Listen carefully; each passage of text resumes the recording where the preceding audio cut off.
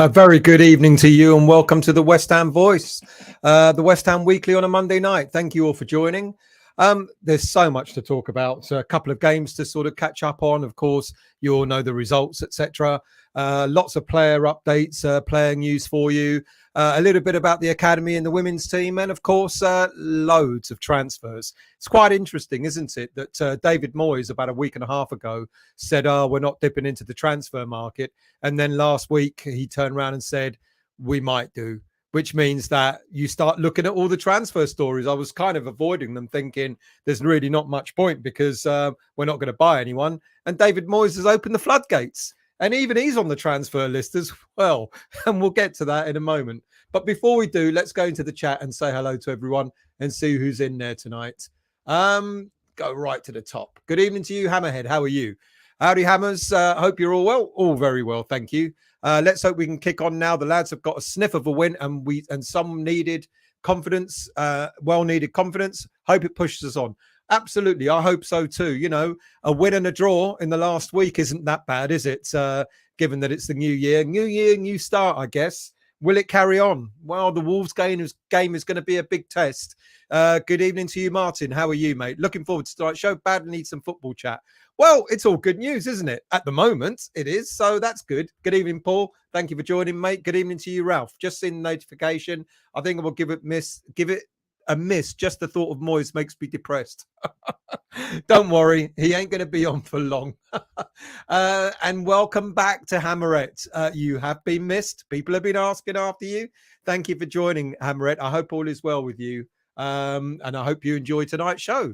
Vinay, hope the Everton link is true. I shall wish him good luck if and when he goes back to Goodison. James, good evening to you. There's no need to be depressed when we've got the Moyes eye to save us. Amaret, don't think the Toffees would have him back, really, do you? I can't see it. Probably not. Andy, good evening to you. Good evening, all. I hope you're all well with this wild and wet Monday. It's horrible. It's damp. It's clammy. It's not very nice. It was a pleasant change to be here, to be happy at the end of a match at this weekend. You know, it's really funny because I went to the Brentford game. I couldn't make the Leeds game, unfortunately, not midweek when I'm working. But I went to the Brentford game, and interestingly, the away fans were all okay. We won, but we were happy, you know, and it made me giggle a little bit because it's funny how when we're the happiest bunch of fans when we win, and I think it's. You know, when at away games, especially when we lose, we get pissed off, but we go, "Oh well, it is what it is." And it's very weird how there's a difference in sort of attitude. Maybe some away fans just go because you know it's a good day out more than anything else. I wonder what would have been like if we'd have lost. We probably would have gone, "Oh well, we've lost. It's the FA Cup, so what?" Let's see who else we got. Paul. What does Downs have to do to get a game? Well, that's an interesting point. I think Downs and Fornals, to be honest with you. I know Fornals started against Leeds, but I thought he'd carry on in the team against Brentford, and I found it surprising that he was on the bench. Good evening to you, Ed. How are you? Thank you for joining, mates. Hammerette. Downs will be starting every game when Rice leaves. Never a truer word said. Billy Bob, good evening to you. At least we win on my birthday. Happy birthday to you, mate. I hope you had a good time. Let's scroll down. Who we got? Mr. Chelmsford, good evening to you. I hope you're well. Vinay, I heard Downs, Benny, and Areola are willing to pay 50% of Moyes' wages. Everton, you've started early, Vinay.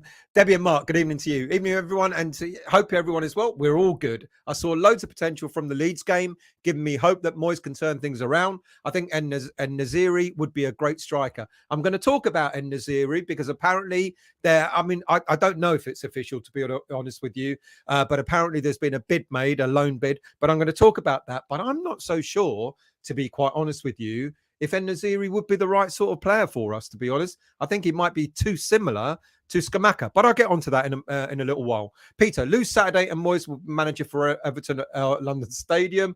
Do you know what? You're probably right, to be quite honest with you, Peter. From what I've been told, yes, it's been fantastic that we've won a game and we've drawn a game. We've drawn against Leeds. We won the FA Cup game. That's all fantastic. But he is on a knife edge. And I've been told that lose against Everton or lose against Wolves, and it could still be curtains for him. James, good evening to you. Not sure who you support, but the Moyes Out Brigade thoroughly deserve Big Fat Sam big time. In a weird sort of way, it would be hilarious. Please no, let's not go back to those dark days. Good evening, Tony. How are you? Ronaldo scores 23 goals on his Has he made his that? What's he getting paid? What was it, an 80 odd million pound 3-year deal or something absolutely ridiculous? My goodness me. Peter, never feel the cold myself. One of the few Southerners who don't. You must have northern blood in you, Peter. Black Country, good evening to you. West Timekeeper. I think I was early tonight. Good evening to you, Daniela. How are you? Thanks for joining. Mr. Dodsey, you're late, unlike in the pub on Saturday. What? You can blame the trains and all that rubbish for Saturday. I got there though, Dodsey. I got there before kickoff, eh? Good evening to you, Keith. Kalispera to you. I hope you're well, mate. Thank you for joining. Good evening, House Dodie. I'd keep Moyes. There you go. There's some people that still want Moyes to stay. Good evening, Adam. I hope you're well. Thank you for joining, mate. Good evening, Lee. How are you, mate? Thank you for joining. Let's scroll down. Who we got? Dodsey. What's the latest on Ashby? I'm going to talk about him in a minute, but you're going to have to hold on. We're screaming out for a good left back. How many games does Moyes give us if we? How many more games does Moyes give us if he loses at Wolves or Everton? He's gone. Yeah, Ashby's right-footed, by the way, mate. And we do need a left back. Yeah, like I just said. From what I understand, one more game he loses if it's either the Wolves or the Everton game. And my understanding is he will be gone. But there you go. Debbie and Mark. I think Emerson and Masuaku is back up on the left-hand side, as I believe Masuaku has some spark left in him. But I think Creswell's slowly getting out of touch with the pace of the Premier League. I've got news about Masuaku as well. So hold on for that too. Let's scroll down. Who have we not said hello to? Mr. Lindsay, good evening to you. Why are we early? Oh. Good evening, Sharky. By the way, Hamret, meet the new mod. I asked if anybody wants to be a mod, and Sharky came up and said, yes, please. God knows why, but thank you for doing that, Sharky. And we're massive everywhere we go. Well, we're not as massive as we used to be. Be liking you, sign, and good evening, Trodge. How are you, mate? Thanks for joining. Happy Hamret. You guys do realize we're under. See, this is what I like about Hamret. She brings that air of, sort of joy. Look at that stat. Do you guys realize we're undefeated since Noble returned? There you go. She's right, of course. Good evening, Trini. How are you, mate? I hope you're well. Good evening to you, Neil, from South Australia, 7:35 a.m. in the morning. Right, let's get on with the show, shall we? And we'll say good evening to some other people in a moment. So let's go. Let's do the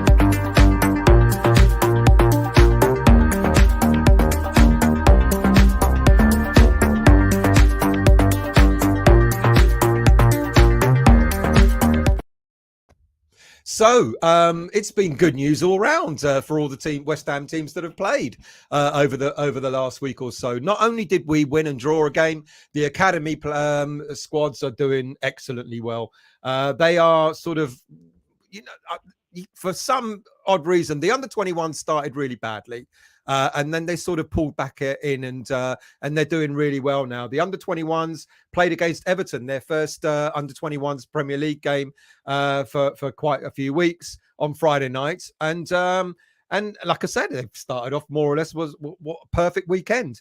A familiar feel now to the under-21s lineup. We kind of like are getting used to some of the names. Heggie in goal, for example. Potts, of course, Mbama, Swire. Both Mbama and Swire were in the senior squad at the weekend. And then some players on the bench, Earthy, Marshall, all from the under-18s. And you see the number 12 there, Luzao. The player that we signed recently from Brazil was also in the squad, and he got some game time. I think he came on, on the 76th minute or something like that. And he looked really out of, like, he didn't know what was going on. I'm not suggesting he's rubbish. It's just like, it's going to take him time, isn't it? But it's good that, he's started to get a little bit of game time. Let's see how he gets into the Premier League or the under-21s football. Mbama scored again. Swire scored again. We went 2-0 up against Everton at the weekend, and we're doing exceptionally well. You know, after a really, really poor start for the under-21s this season, we're doing well. We're moving up the league. It's slow, but we're moving up the league again. And we I think that was 4 wins in a row now in all competitions for the under-21s. So well done to them. I think it's really good that they're getting their act together in the under-21s league. And of course, the under-18s, who are doing even better, got a 4-0 win on the weekend against Crystal Palace. You know, after a short break for the under-18s, we're back in league action where we hosted Crystal Palace, and they just went and smashed Crystal Palace. I laugh because their results this season have been cricket results, cricket scores. It's been ridiculous. Ollie Scholes gave us the lead with a well-placed free kick. George Earthy quickly fired in another goal. Callum Marshall put us 3-0 up. And Gideon Kadua, who recently signed a professional contract, made it 4-0. That's 11 wins in a row in the under-18s Premier League. And we're 15 points clear. I'm laughing. I shouldn't do. But we're 15 points clear of anybody else in that league. Well done to them. I think it's absolutely fantastic. Right, some women's news. A few players have recently left West Ham United. It seems that Paul Konchesky had a bit of a clear out during the recent break. Claudia Walker has moved to Birmingham City on permanent deal. 26-year-old forward made 37 appearances for us, but she's now joined Birmingham City. Alex Hennessy was on a short deal at West Ham United, but now she's also left the 18-year-old by mutual consent. And I'm not going to be able to pronounce the team she's gone to. Grace Garrod has also gone to Norwegian side, Stabæk Fotball Kvinner. I'm close, ain't I? 19-year-old has left West Ham as well. So it looks like Mr. Konchesky is having a little bit of a clear out. So interesting. Now, before I move on to West Ham United's to the senior players game, I want to talk about something that has popped up recently, and that's the stadium naming rights and future shirt sponsors. Now, Karen Brady, love her or loathe her, has advised that we're going to start looking for a new shirt sponsor. If you know about Betway and all the other betting companies, apparently there's going to be a rule coming out, a government rule, that they're going to ban sponsorship from sports. And or they're considering it, and it may, of course, affect our shirt sponsors. And Brady has spoken about looking for new shirt sponsors, but she also wants to tie it in with sponsorship for the ground. Now, as you may or may not know, the stadium, since it's finished with the Olympics, the Olympic Games, has been looking for a stadium sponsor for coming on to 10 years now, and they haven't been that successful. And yet, despite that, they've tried to speak to West Ham United about paying the LLDC, who runs the stadium, paying them £4 million a year to find a sponsor for them. Now, Brady's gone into overdrive, and she said it's not worth £4 million. It's probably worth $2 million at best. And she suggested that a shirt sponsor for a Premier League football club is much more logical. It's much more in favour than a stadium sponsor. She may be right. And there's a suggestion that maybe we might tie in a stadium sponsor and a shirt sponsor together. So it's going to be interesting. So look out for the possibility of a new deal. I think Betway has got another year left on our shirt sponsorship. I think it ends in 2024.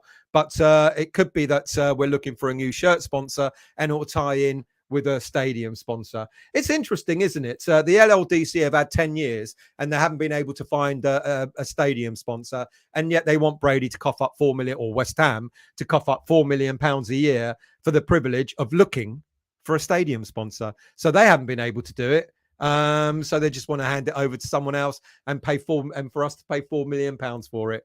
Very interesting. Anyway, going back to our football, we played, of course, 2 games, as we all know. And as we've already alluded to, we've done extremely well, haven't we?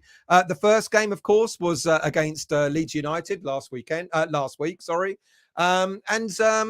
couple of changes to the game against Brentford, where we lost 2-0. David Moyes made 4 changes to the lineup.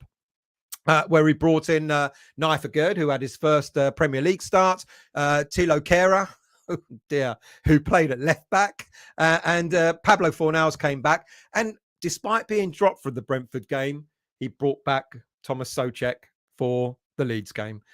Look, love him or loathe him, Thomas Souček, I kind of feel sorry for him. You know, he's just one of the players at the moment that we have that is just not doing well. Souček, Antonio, you can name quite a few of them.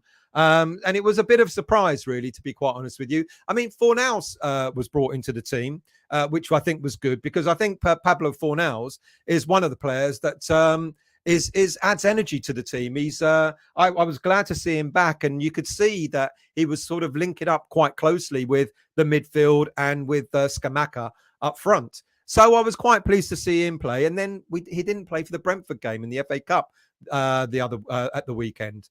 Lucas Paqueta, I think it was probably his best game so far for West Ham United. And what a cheeky penalty! I almost thought he was going to miss, to be quite honest with you. He was so sort of just a little bit cheeky, I guess. And it was good to see it go in. And I guess that's going to give him great confidence as well. Tilo Kehrer, well, I felt sorry for him. It's evident that we need a left back. That is without a shadow of a doubt. We need to go and buy ourselves a decent left back because it looks like after the game against Brentford, where we lost 2-0, Cresswell is finally being found out for his pace. And he was rightly dropped. But I felt really, really sorry for Tilo Kehrer. Being put out as a left back, it was awful for him. And then by the time he went over to cover for Soufal, when Soufal went off injured, he looked like he was completely shot. His confidence was completely gone.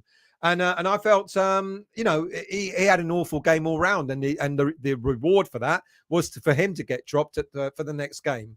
And the next game itself was against Brentford in the FA Cup. I was there on Saturday. It was a good crowd.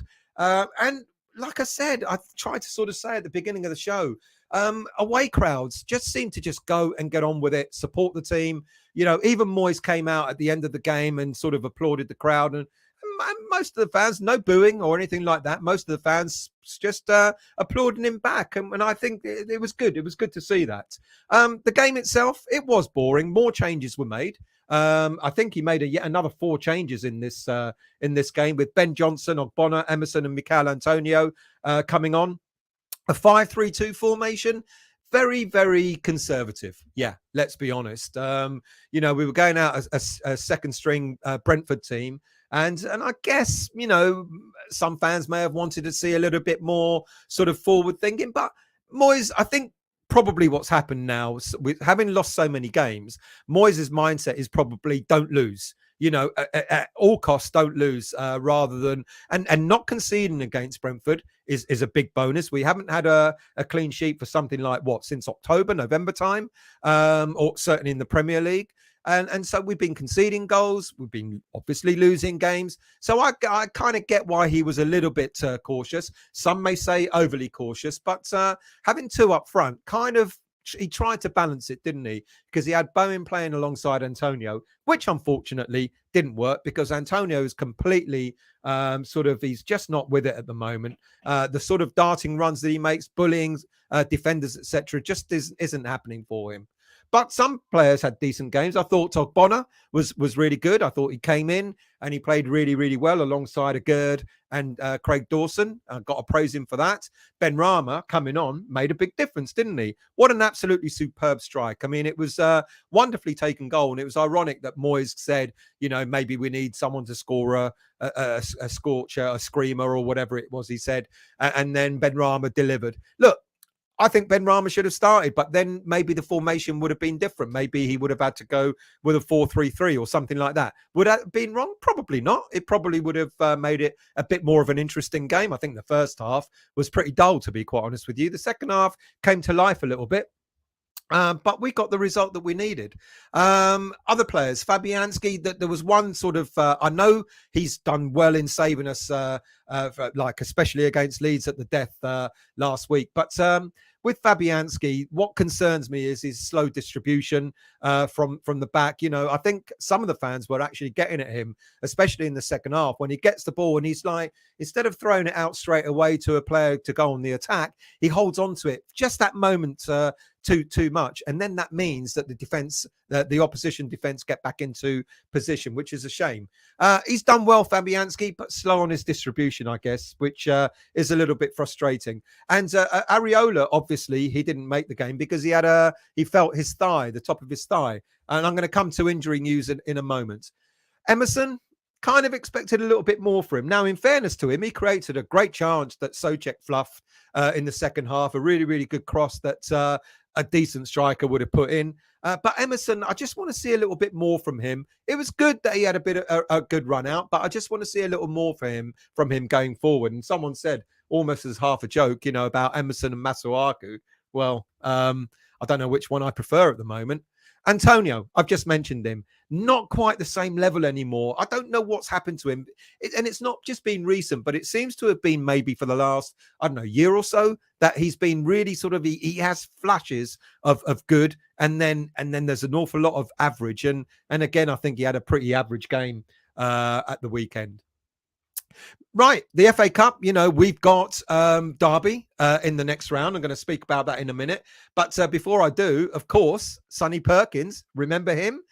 Was in action for Leeds at the weekend, and he got them a replay, didn't he? And I know what people are going to say.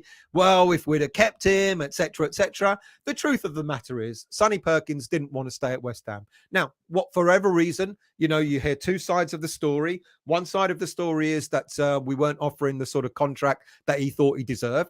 There's a lot of youngsters, as I've said, that when they get to the point of having a bit of a sniff in senior team, all of a sudden they want senior team money. It doesn't work that way. You don't start putting on 18, 19-year-olds on 30, 35 grand a week, etc. It doesn't work that way. And from what I understand, Perkins left for the money. Who knows? This was only his second start or his second appearance, should I say, for Leeds United, and well done to him. And many will say, well, if only he played for West Ham, he would have got more game time, etc., etc. And it's quite possible if he did stay with us, he definitely would have got a bit more game time. But well done to him. Now, Derby County is next away. We've yet to hear what day it's going to be, but it'll be the weekend of the 27th, 28th. It could be anything from a Friday night to a Monday night or Saturday, Sunday in between. Apparently, it's looking like we will get, give or take, 5,000, 6,000 away tickets for that, which is a generous allocation. Derby County, as we know, bit of financial trouble, and I guess they'd want to have the away fans come in to inject some cash into the club, which is good. We've never played. The only time we've ever played them in the FA Cup was back in March 1923. That's 2 months short of 100 years ago, when we won that particular game 5-2, and then we went to the final, the first ever final at Wembley, when we lost to Bolton 2-0. Of course, we've played them since then. We played them in the league, we played in the championship, we played them in cup competitions, etc. But the last game against them was December 2011, when Derby beat us 2-1 in the championship. Like I said, we're waiting on confirmation of when the game will be, and when that comes up, we'll let you know.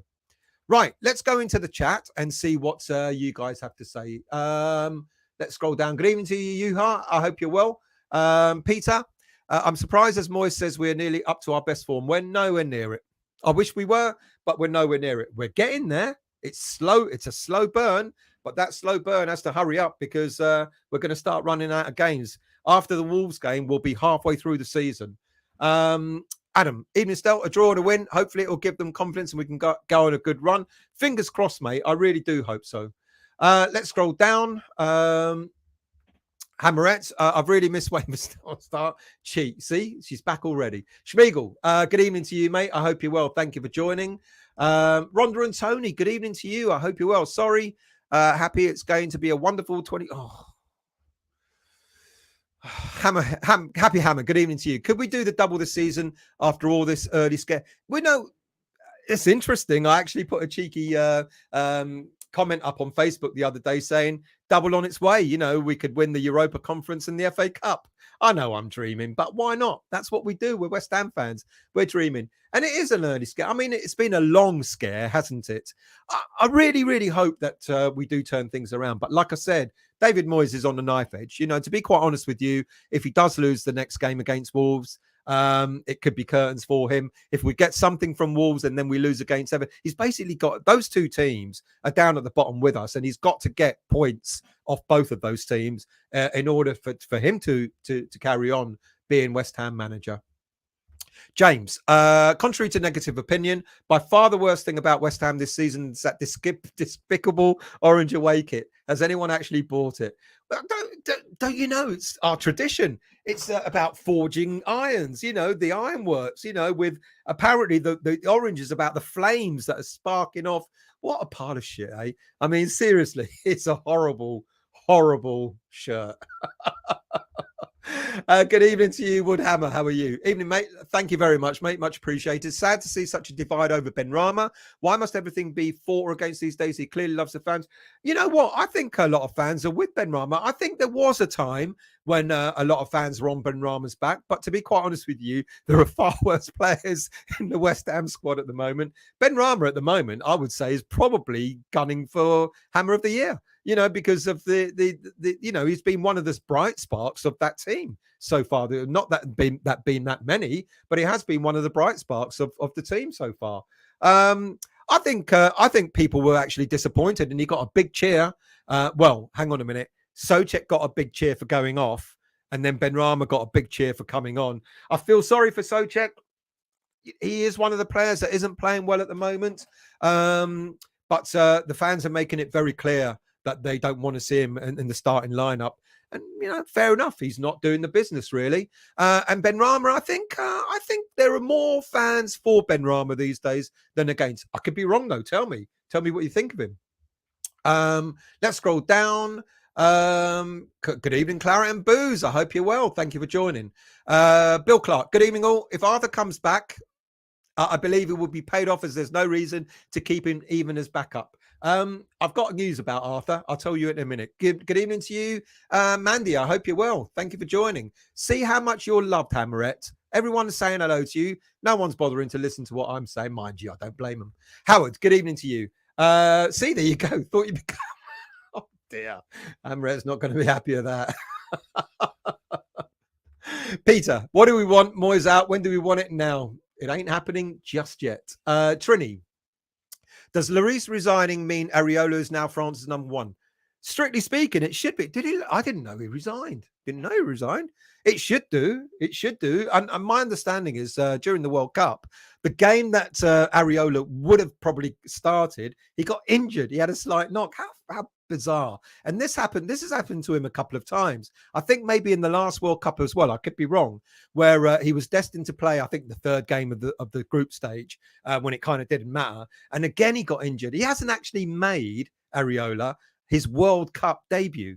Imagine that. He's been in the squad for the last two World Cups, and he hasn't actually played in the World Cup. Wow. Aaron, loan with an obligation to buy, I heard about En-Nesyri. I heard that too, but I really, really am not sure if that is actually definite. I don't know. But I'll get to the transfers a little bit later on. Daniela, yes, James just doesn't feel like a West Ham kit, but it could be worse. The Spudster kit of last season. Can't remember that one. I don't look out for the Spuds kits, to be honest with you. David M, good evening to you, mate. It would be nice for Moyes not to criticise one of our own players. Doesn't lose confidence. Yeah, I mean, he didn't criticise Benrahma, but he kind of did really praise David Declan Rice, didn't he, for the challenge that resulted in the goal. I don't know what he's got again. I don't understand it. You know, apparently, you know, after the game, they were kind of, you know, hugging each other and congratulating each other and all that sort of stuff. But some managers don't take to certain players, I guess. But I don't know. Trini, En-Nesyri is a loan deal, right? Was hearing on Sky it was a 6-month loan offer. That's correct, yeah. I'm jumping ahead because the transfers are later on. Board must really be back in Moyes if we get him on loan, surely. He's wanted him for so long. That is very true. Peter, no Northern blood, although I'm the only one who wears T-shirts when it snows. Then you're just odd, Peter. Rhonda and Tony, if we don't get a minimum 4 points from the next 2 games, then the board can't wait any longer. Still time for a new manager to turn it around. I agree with that. Yep. David, En-Nesyri, hope it happens now. His mate is here, yeah, with a gird here. But I also hear that En-Nesyri might not necessarily want to come to West Ham. NWO, good evening to you. Is a little abuse okay? Asking for a buddy. A little abuse is fine, but you know the rules, mate. Keep it nice. Trini, one positive about getting En-Nesyri is that a gird can hit him long as they have an understanding. Oh, can hit him long with a ball. I was like, can hit him. Tony, the way Wolves played the other night, we got no chance on Saturday. Never say never, mate. You know, they did play quite well, but and I think they were really unlucky against Liverpool, to be quite honest with you. Oh God, who is better, Emerson or Masuaku? Oh dear. King Arthur will be returning, will he? Right, let's go into the next part of the show, shall we? Because the next part of the show is player update.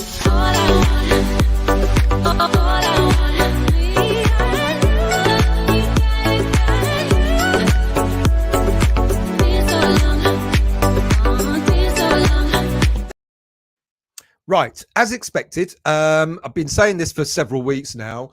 Kurt Zouma, I've said that he should be back early January, and Kurt Zouma is back in early January. Now, we don't know whether he's back in training, but we don't know if he'll be fit enough to play against Wolves this weekend. It'll be touch and go. At the very, very least, he'll probably be on the bench, but I think it'll be great to actually finally see Kurt Zouma and Naif Agurd as the back 2. Or even if Moyes does stay with a back 5 or a back 3 or whatever you want to call it, maybe it'll be Zouma, Agurd and Dawson. I think that would be quite formidable. I think it'll be quite a challenge to get past them.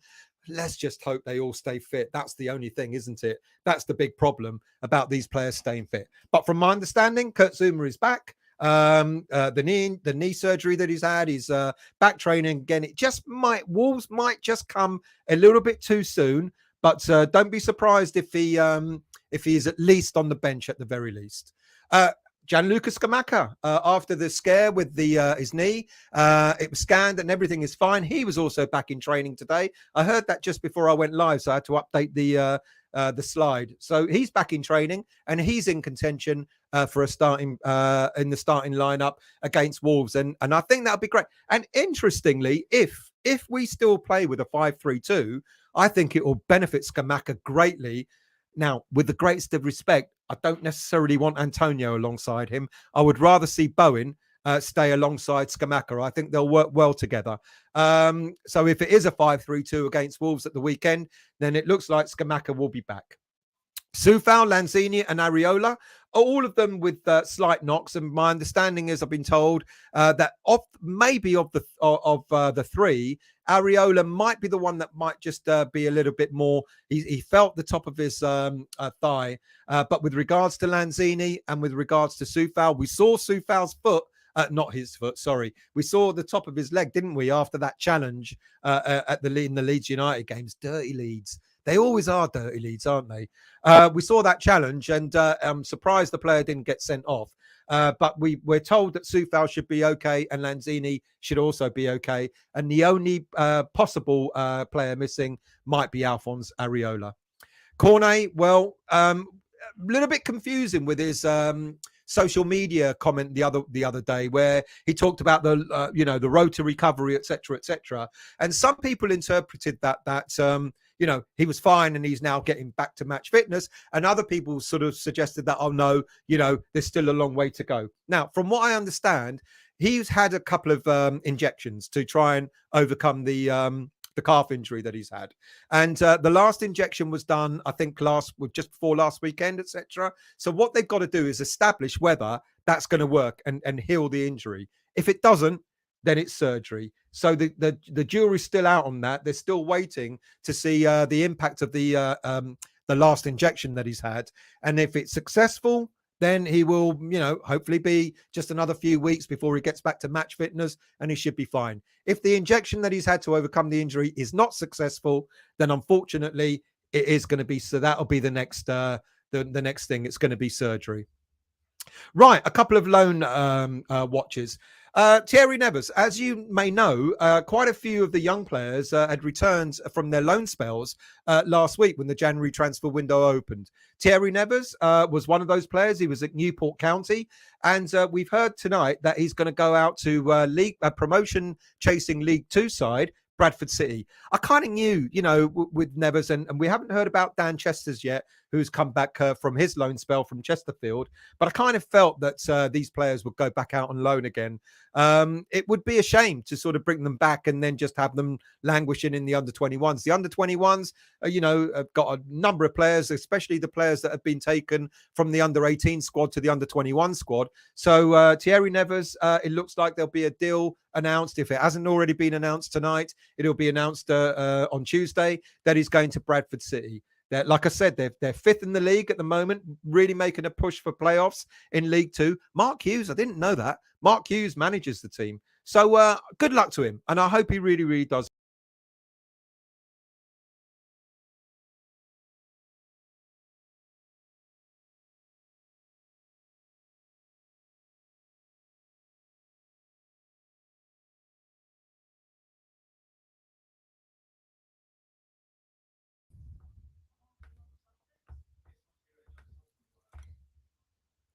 One, two. Sorry about that. Everything just went off. I hope I'm back. I hope you can see me, because the whole screen just went blank for a momentary second there. But I hope you can see me. If you can, just say, yes, we can see you, and yes, we can hear you. I'd appreciate that. Oh, mate, thank you. I'm so glad I'm back, because I don't know what happened there. I didn't touch anything. I didn't touch a thing. Everything just went completely blank. So I do apologize for that. Where was I? Let's get to, I was going to talk about player news, and we're up to, bear with me. I'm going to just catch up. That's the player I want. Armstrong Okoflex is back, of course. With the West Ham United team. Now, Okoflex, because he represented West Ham in the Europa Conference League earlier this season, I think the qualifying stages, he cannot represent a third team. He's played for Swansea, he's played for West Ham, so he's back with the senior squad. And he's not able to represent another team. Now, I don't know what's going to happen with Okoflex. Perhaps, quite possibly, with Cornet maybe being out potentially till the end of the season, it's possible that Okoflex will be brought into the senior squad and be given a chance to prove himself there. Let's see what happens. It'll be quite interesting to see what happens with him. Now, King Arthur. Everybody's saying he's back. He's not. King Arthur's still playing for Besiktas, or whatever you call them. He was in action for them at the weekend when they beat Kazim Parsa 2-1. And a few days before that, King Arthur scored his first ever free kick.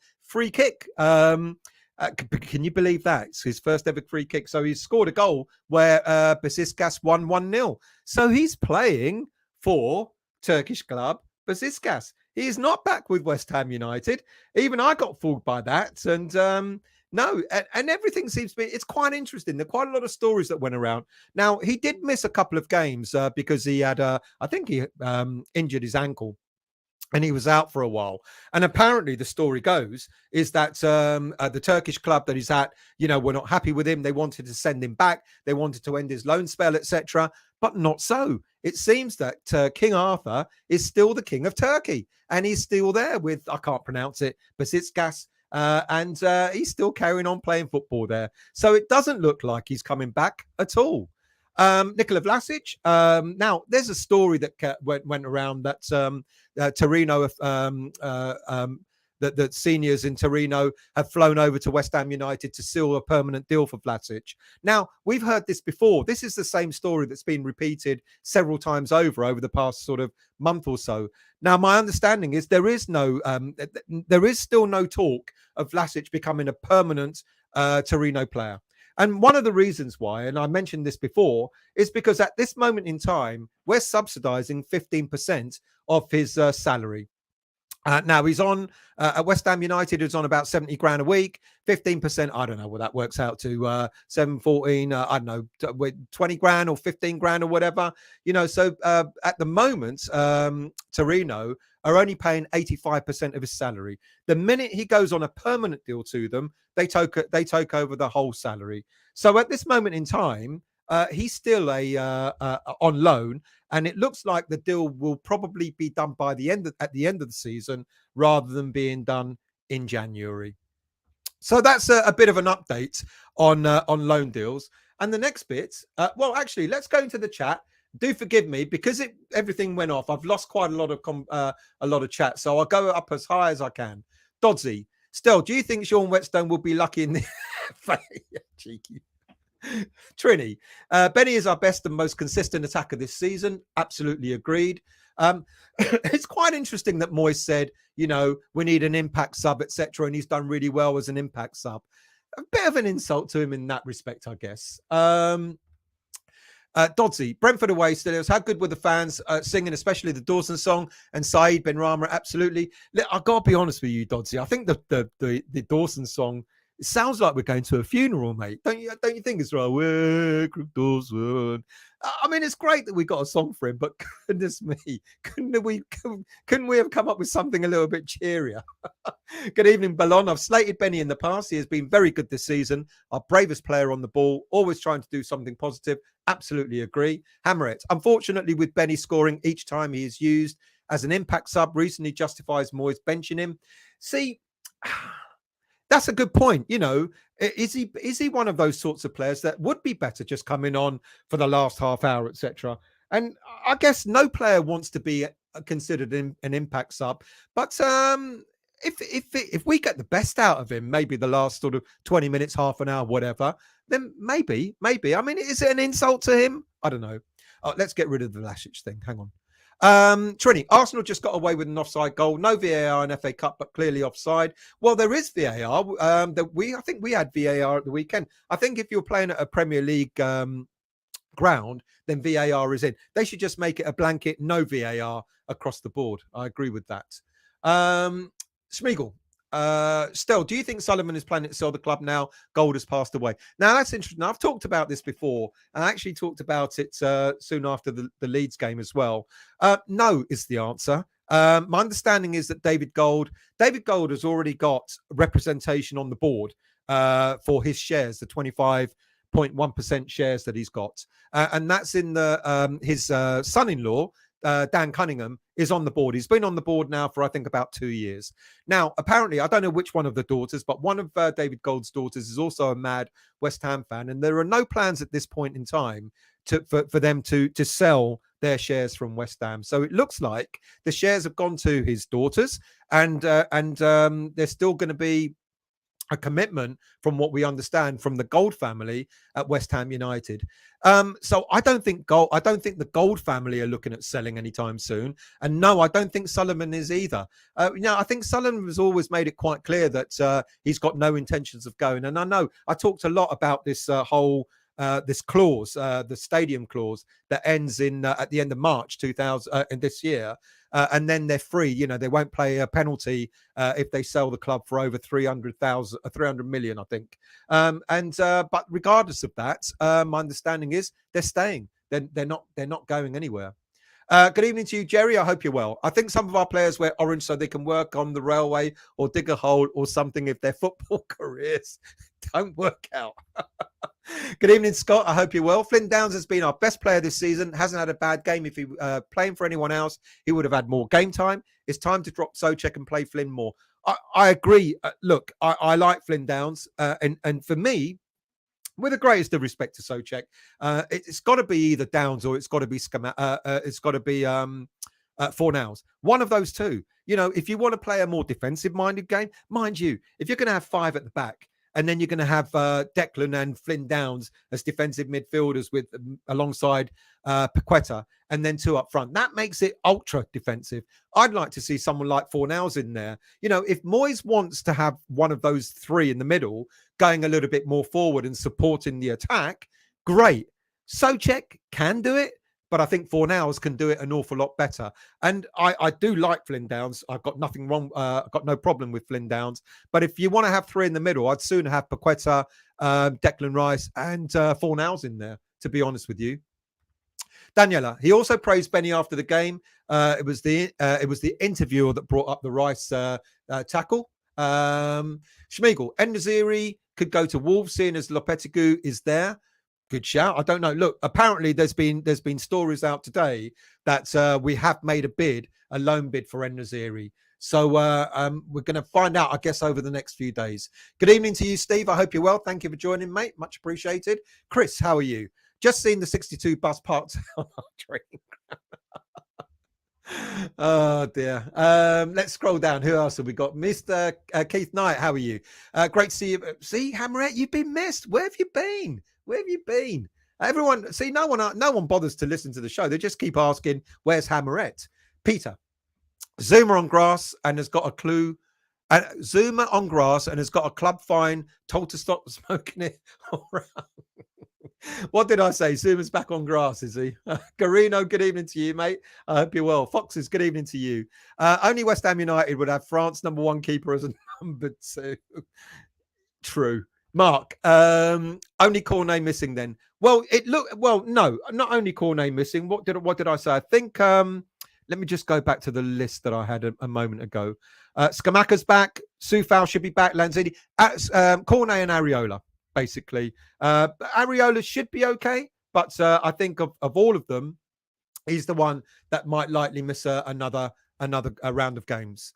But then again, he's on the bench, so Graham, we want a taxi at the training ground, not a bus. P-Man, Scamacca looks like a striker when he faces their defenders. I didn't understand that. I'm missing something. Scamacca looks like a striker. Oh, I see. So when he's going, he looks like a proper striker. Disabled team, good evening to you. I hope you're well too. I bet you were. You sent me that message, didn't you, about Perkins? You were cock a hoop there, weren't you? Hammerette. It's sad to see the decline of some players, and they still are being played. Antonio, Creswell, etc. And I said this, I think, the other day, where we become far too reliant on the players who are in their 30s. We love them. They've done a great job for West Ham, but the likes of Fabianski, Creswell, Antonio, Ogbonna, this might just been a season too many for them. And as I said also the other day, we're going to have another rebuild on our hands this summer. Whoever's in charge, whatever manager's in charge, whether it be Moyes or whoever else, etc., whoever's in charge is going to have another rebuild on their hands, because we've got so many players coming to the end of their contracts, as well as being well into their 30s. Antonio, what is he? 33, 34. Creswell, 33. Fabianski, 37. Ogbonna, 34. Great players that they've been for West Ham United, but sometimes you just gotta have to get to a point where you understand that the Premier League is far too fast for these players. Peter, Cornet cost us hundreds and thousands and is so wafer thin when it comes to his injury record. Here's the interesting thing, and I just, when I talk about players and their injuries, etc., or especially when we're looking at signing a player, I try and look at their record, their goal scoring record, passing record, injury record, etc. And the irony is, he didn't have that much time away when he was at Burnley. It was when he was at Lyon that he had a number of injuries, but it wasn't that bad. I think he only missed something like 2 or 3 games when he was at Burnley. Ballon, that goal against Leeds was excellent. We need to give Scamacca service. Absolutely. I agree. I mean, let him do more of that. Do you remember when he came to West Ham and he said about, I love shooting, I love scoring goals. I love shooting, mate. Get the ball. If you're 30 yards out, have a bloody whack. Because if it goes in like it did the other day against Leeds, it'll be fantastic. Martin, I was very sorry to hear about Vialli. Absolutely, yes, and my condolences as well. Gianluca Vialli, passing away. Great character, great footballer, great character. Doesn't matter who he played for. Sometimes there are certain characters in the game that you've got to turn around and say he's a gent, and he was absolutely one of them. Hammerett. I really believe that Cornet had not been out for the past 3 months, we would have been sitting so low. We wouldn't have been sitting so low in the table. What he's got is awesome. I agree. I agree with you. I think he would have brought us something really different to our team. We've been unlucky, and I'm not going to use that as an excuse, but we have been unlucky with our injuries, Gerd, Cornet, etc. You go out and buy these players, and then when they're not playing, it has an impact, doesn't it? Tony, Areola got injured with the last kick of football in training. Yep, you're absolutely right, mate. Jason, any stats experts, nerds can share if we have more long-term over a month injuries than any other clubs? I can do that. It'll take me a bit of time, but I can look into that because it does feel, you're absolutely right, Jason. And I sometimes think that it does feel as if we have more than our fair share of injuries. I bet you other clubs are going through, or some other clubs probably go through the same. But it always feels as if we get our more than our fair share. Mark, Cornet's a frustration, reminds me of Dyer. I get that. But sometimes you can't. Players get injured. I don't, clearly players don't do it on purpose, but it's a frustration for us because that he had so much to offer. Peter, Okoflex can't go back on loan. Absolutely, because and he's staying with us to the end of the season. Absolutely, you're absolutely right. I'm back, Jerry. I don't know what the hell happened. I really don't. I didn't touch anything. And no, the cats they're all sleeping. It makes a change. They're all either shitting, sleeping, eating, or crying out for bloody food. Anyway, we've got 3 cats now. Did I tell you? Fuck's sake. Anyway, Trini, yes, it went blank for us. We can see it. Thank you. I'm really glad that you can. Lee, we must beat Wolves on Saturday. Do you think if we lose to Wolves, David Moyes will be sacked? Yes, I do. That's what I've been told. It's great that we've got a stay of execution. I don't want to call it that, but a kind of stay of execution. It's great that we've got that. But yes, I've been told that if he loses against Wolves, he could be gone. If he gets something from Wolves and he loses against Everton, he might still be gone. It's these 2 games that are coming up. Teams that are down there in around the bottom of the league with us.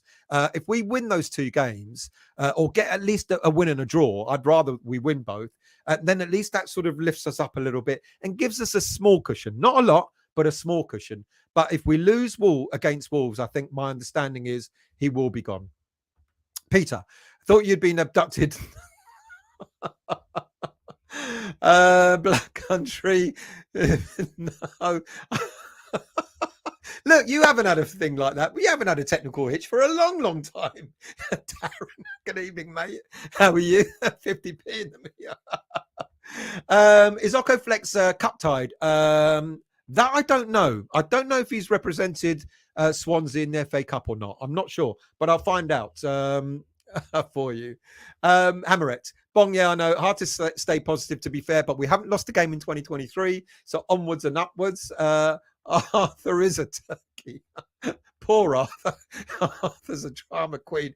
Anthos, good evening to you. What was that still? You're doing... That was half time. There you go. That's it. Because the only other part of the show I've got left is transfers.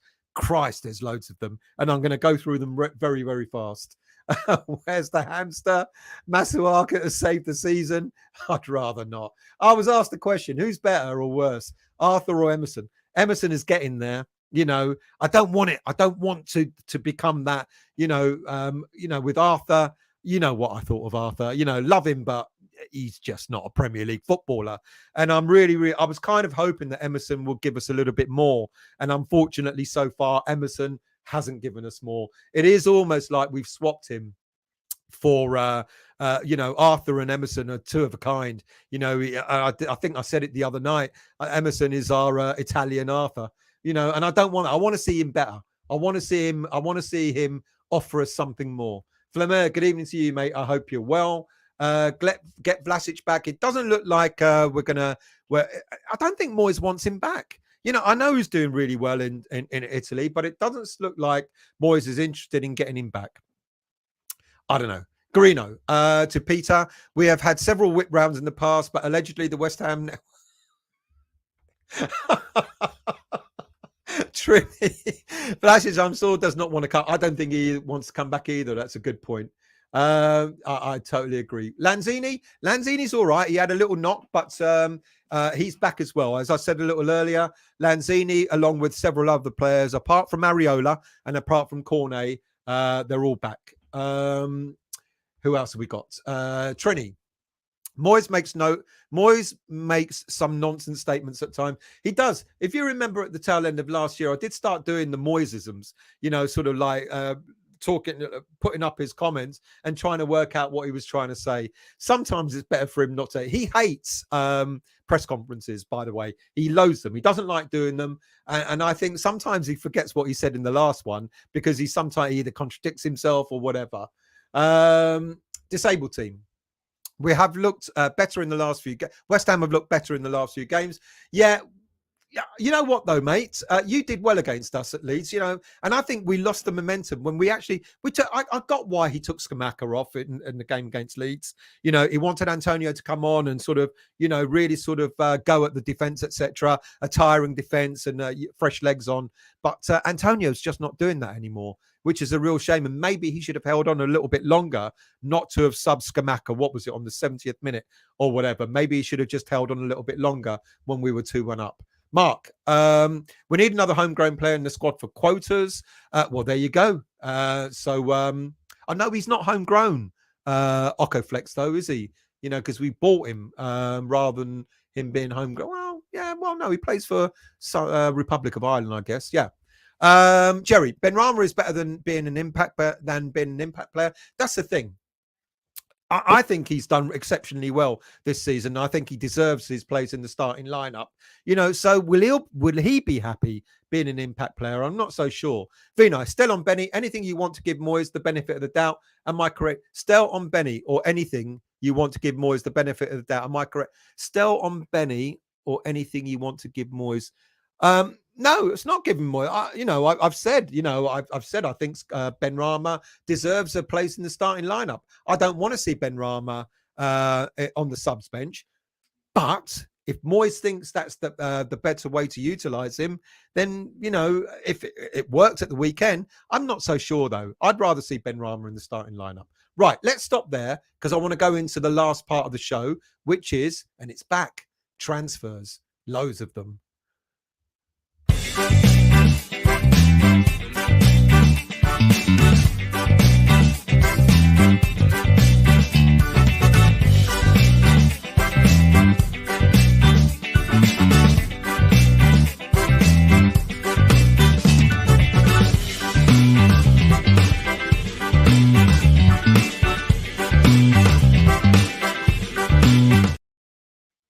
So, as I said earlier in the show, in Friday's pre-match FA Cup press conference before the game against Brentford, David Moyes did a complete U-turn and suggested that West Ham may well be in the market to bring reinforcements during the transfer window.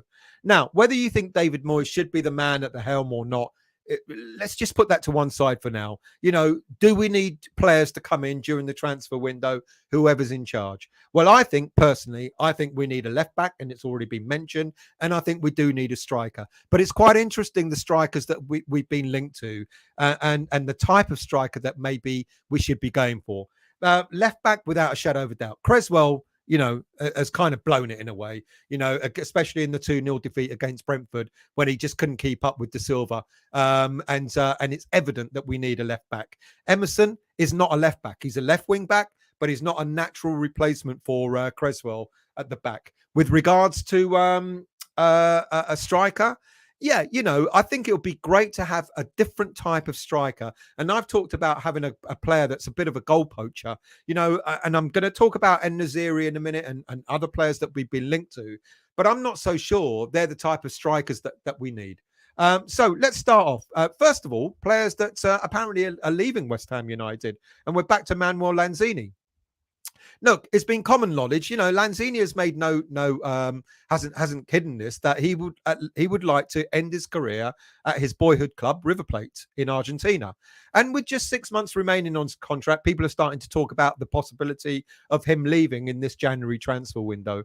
Look, I don't think the club have got any plans to let Lanzini go so soon. He turns 30 in February. He's only made 14 appearances. I'm sure he'd like to get a bit more game time. Most of them have been in the Europa Conference League rather than the Premier League. And when we got the Europa Conference League coming back, we're going to need that squad. We're going to need players fit, and we're going to need players available so Moyes or whoever can rotate that squad accordingly. So I don't believe that Lanzini is going to be allowed to leave. In fact, I don't think any player is going to leave unless we have a direct replacement for them.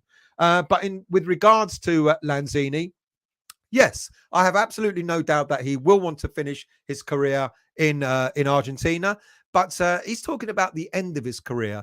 Lanzini, 29, just turning 30 in a few weeks' time. He's still got a lot to offer. He's still got probably another season or so to offer. Yes, he's only got 6 months left on his contract, but we do have the option to extend his contract by up to another 2 years. So I don't think he'll be going. Now, a player I was asked about before the show, Harrison Ashby. Harrison Ashby, no Newcastle move just yet. No, I know the transfer window's still early, but I don't believe that Ashby will be going. I kind of said that before, that Ashby may not go. The only thing is, though, is he's got to be given some confidence to be told that he's a contender for the first team. Now, again, this goes back to the whole Perkins thing. Sonny Perkins, we heard half the story was he wanted a big salary, he wanted in order to stay at West Ham United. And the other half was he wanted to leave because he wanted more game time. Well, he's certainly not getting that much more game time at Leeds United. Yes, he's had 2 starts. I say that again. Sorry. He's had 2 appearances for Leeds United, 2 sub appearances, but that's been it so far. Will he get more? Depends on whether, if Leeds continue in the Cup, then maybe you might see him get a little bit more game time. Will he be used in the Premier League? Not so sure. I don't know. I guess the jury's out on that. Ashby is in a similar sort of situation. I'm really, really surprised, to be quite honest with you, given the problems that we've had with our right backs and our left backs, that Ashby hasn't been given more of an opportunity to stake a claim in the first team. But at this moment in time, we've been told all along that as soon as the transfer window opens, Ashby's on his way to Newcastle. Nothing has happened as yet. Right, let's get on to the strikers, shall we? So according to the latest stories, we're back in for long-term transfer target Youssef En-Nesyri. After some really impressive performances as the lone target man for Morocco in the World Cup, the player's pedigree has risen again. We were first interested in the player when there was talk of him being valued at something like £40 million, which was about a year and a half or so ago. His form has dipped severely at Seville, and it was suggested that he could go for a bargain £20-odd million. Now, however, since his return from the World Cup, it's now suggested that Seville want anything up to around £35 million for the player. He's still got 2.5 years left on his contract at the Spanish club, but his form still isn't quite where it was. He still hasn't scored in La Liga this season. He's made 18 appearances in all competitions, and he's seen a return of just 5 goals. 3 of those goals were last week against third-tier team Linares Deportivo. So he scored a hat-trick against the third-tier team, and he scored another 2 goals in the Champions League, and that's been it. Look, this is an interesting one. I really, really enjoyed watching him play for Morocco. The way he played, he did well as the lone striker. But it's kind of like, I look at En-Nesyri, they're kind of slightly different. But I think we need something quite different up front. I think we need someone who's a little bit more of a goal poacher. Seville are talking about 35 million. There's no way we're going to offer that, even if it's a loan to buy, whether it be an option or an obligation to buy. My understanding is we want to take him on loan with an option or obligation to buy at the end of the season, but we're looking at him valuing him at about 25 million pounds rather than 35 million. Now, I keep talking about having a player that's a little bit more all-rounded, a little bit of a sort of a player that can play in the box, etc. And one that's come up is Terem Moffi, who currently plays for French club Lorient. Now, here's a very, very interesting young footballer. He's part of a very young Lorient team this season who are doing exceptionally well in League One. After 17 games, they sit sixth in the league, and the 23-year-old left-footed Nigerian striker has been in consistent form with 10 goals in 16 appearances so far this season.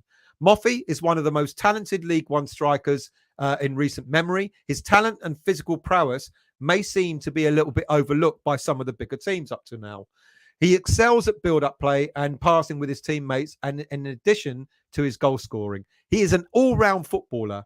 And I kind of looked into him because I didn't know anything about him. And I looked at his heat map.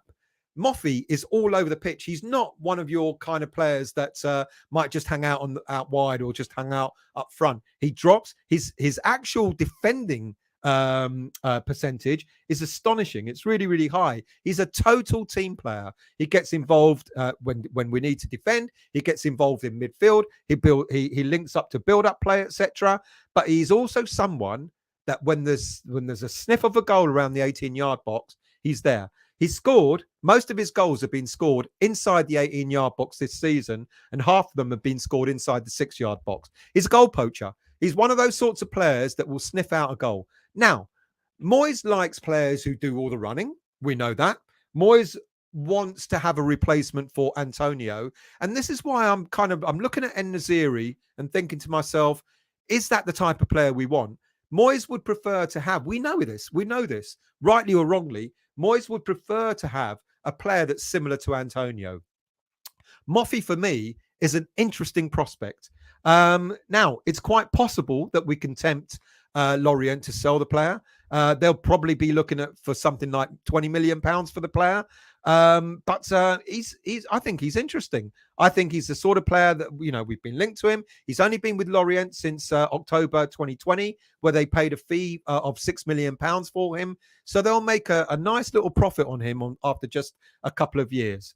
Apparently, there are other clubs that are sniffing around him. Southampton, for example, apparently are interested in him, plus one or two other Premier League clubs.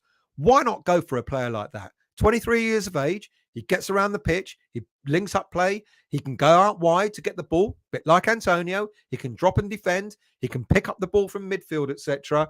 And he's a goal poacher. He's someone that will sniff a goal inside the 18-yard box. And I'm just wondering, I like En-Nesyri, but I'm not so sure if he'd be the sort of player that we currently need. Playing one up front, yeah, maybe. But Moffey, you can see, is a bit more of an all-rounded footballer. Another one that we've been linked to, which I'm going to be a little bit dismissive of, is Roberto Firmino. The 31-year-old Brazilian player is in his last 6 months of his contract with Liverpool. Phenomenal. 348 appearances, 107 goals, 78 assists. He's experienced Premier League footballer without a shadow of a doubt. But they'd want around 25 million pounds for him. Now, if he was 25 years of age, I'd go absolutely. 26, 27, 28 years of age. But at 31 to pay 25 million pounds, I'm not so sure. Next up is a player that we keep being linked to on, off all the time, is Ben Brereton Diaz from Blackburn. Look, they're saying he's got 6 months left of his contract.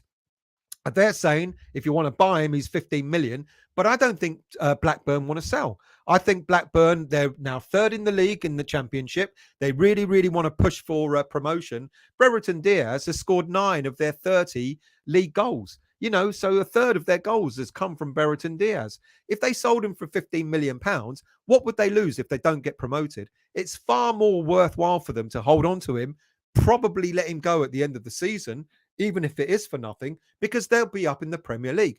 And if they do get promoted, that might tempt Brereton Diaz to say, you know what, I'll sign another contract, even if it is for another year.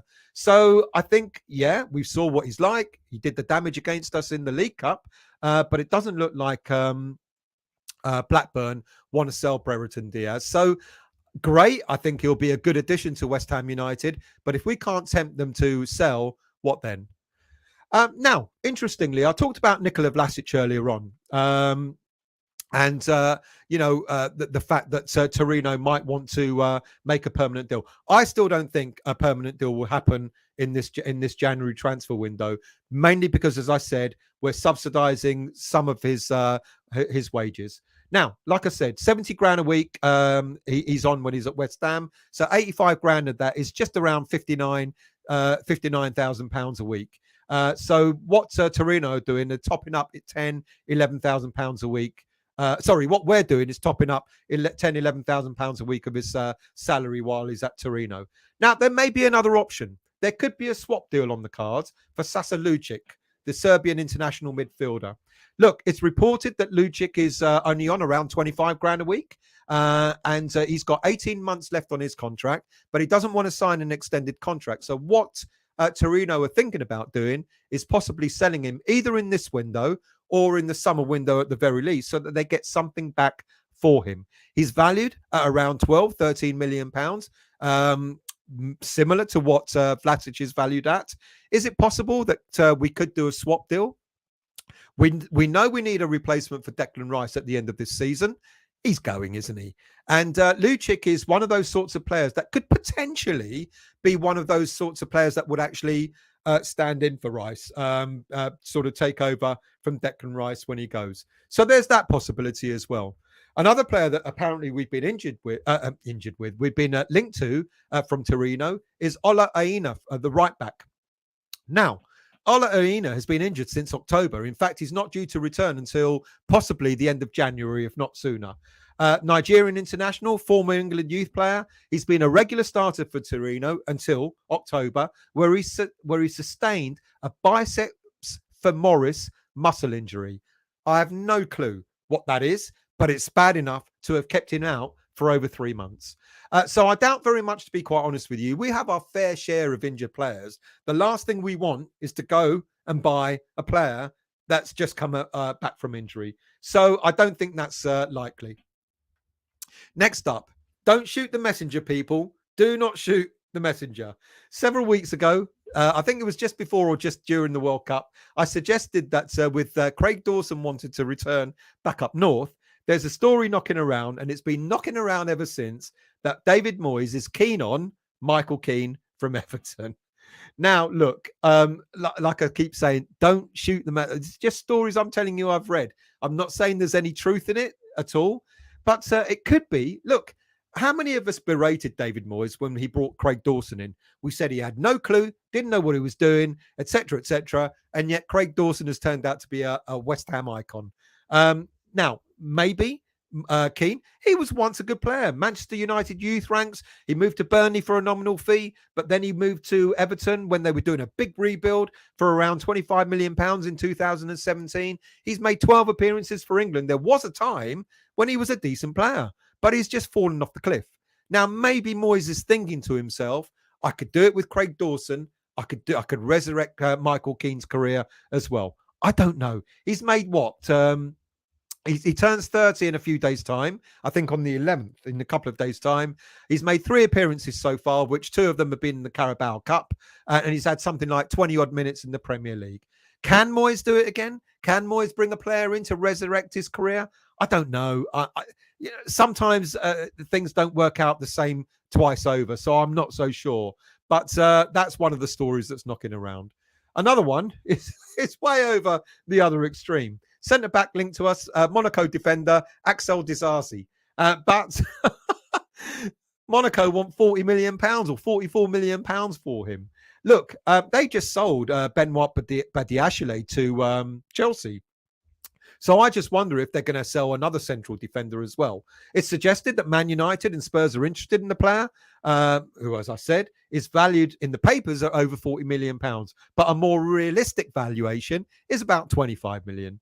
With the news breaking out at the tail end of the week that Man United could allow Harry Maguire to go to Aston Villa, it's possible that they may be looking for a replacement. And maybe, quite possibly, this player, Disasi, might be one of the players that they're looking for. He was in Didier Deschamps' French World Cup squad. He can play as right back as well as centre-back. And he only signed for Monaco. He signed for Monaco in 2020 for a fee of £11 million, and his contract is until 2025. 24 years of age. He's certainly developed well over the past couple of years. He's apparently one of the most sought after centre backs in Europe. But at £40 million, we're certainly not going to be going in for him. Next up is a story I read at the weekend. It's been suggested that a number of clubs have sent scouts out to Belgian club Genk to check out midfielder Bilal El Kanous. Now, Moyes has sent apparently his son, David Gold Jr., to cast an eye over this World Cup, Moroccan World Cup international. He developed through the Anderlecht youth ranks before he moved to the Genk youth system and signed professional contracts till 2026 with the club just earlier in 2020, in the summer of 2022. He played in the third place playoff. The 18-year-old played in the third place playoff game against Croatia in the World Cup. He's made 19 appearances for Genk so far this season, making 2 assists. Despite being Belgian-born, he switched to represent Morocco from the under-20s and did well, and then was selected for the World Cup squad as well. Apparently, a number of clubs are scouting this player. Apparently, over the weekend, Man United, Ajax, Schalke, West Ham United, etc., have all sent scouts to watch the game between Genk and Club Brugge. Could it be? It's possible, maybe. But I just wonder if we do go for a player like this. First of all, I don't know what his value is. I think there are some stories suggesting that Genk will want something like £20 million for him. But I just wonder, if we were to go for him at the age of 18, is David Moyes going to bring him into the senior squad, regardless of how much we paid for him? I'm not so sure. I would imagine he'll probably go the same way as Brazilian centre-back that we bought, Luizão, and go into the under-21s. We're certainly not going to pay that sort of money for a player that will end up in the youth squad. Next up, now look, we know that David Moyes apparently put in a bid. True or not, I don't know. Back in January last year for Calvin Phillips, and it was turned down. Then we put in a bid for him in the summer, and that was turned down. And apparently he went to Man City for less money than we were offering. I don't know what you want to believe. I know David Moyes certainly wanted to bring in players in central midfield, to play alongside Declan Rice. And Calvin Phillips was one of those options. Onana, who's gone to Everton, was another option, etc. And now, of course, the story that's been knocking around for quite some time is that we're going to do a deal to swap Phillips for Declan Rice plus cash. But it won't happen in January. If anything, if this happens, it's likely to happen in the summer. Now, will Phillips be happy with that? I'm sure Phillips will have something to say about that. I don't think Phillips will want to go in, with the greatest of respect to us. I'm not sure he'd want to go from Leeds to Man City and then to West Ham, to be honest. I think he'll feel a little bit insulted by that. But that's the story that's knocking around, that Phillips plus cash could actually land Man City, Declan Rice. And lastly, the last transfer story that broke out over the weekend is apparently former Everton chairman Bill Kenwright would love David Moyes to come back to Everton. It's amazing how one man's poison is another man's cure. It was Kenwright who first took David Moyes to Everton over 20 years ago. And there's never really been any hard feelings between them when he moved to Man United. It seemed to be a move made with sort of Everton's blessing at the time. However, as Moyes is under contract for another 18 months at West Ham United, if Everton want him, they've got to pay us £5 million compensation. However, I don't think Everton fans would be best pleased to see him, to be quite honest with you. It's a bit of a story, isn't it? But I'm not sure how far-fetched that is. Right, that's it. Let's go into your chat and let's see what you guys will have to say. Trini, now you're going to have to forgive me because now I'm half an hour behind on the chat, so you're going to have to forgive me. I'll try and catch up as quickly as I possibly can. The problem, Trini, the problem with Moyes' statements about Benny being an impact sub is that we need his impact early in the game, not when we're losing and chasing the game. Good point. Yep, I agree. Jason, Okoflex will be Shadow Coley. Schmiegel. Moyes might as well play 10 defenders on the pitch, considering he wants all his players to track back.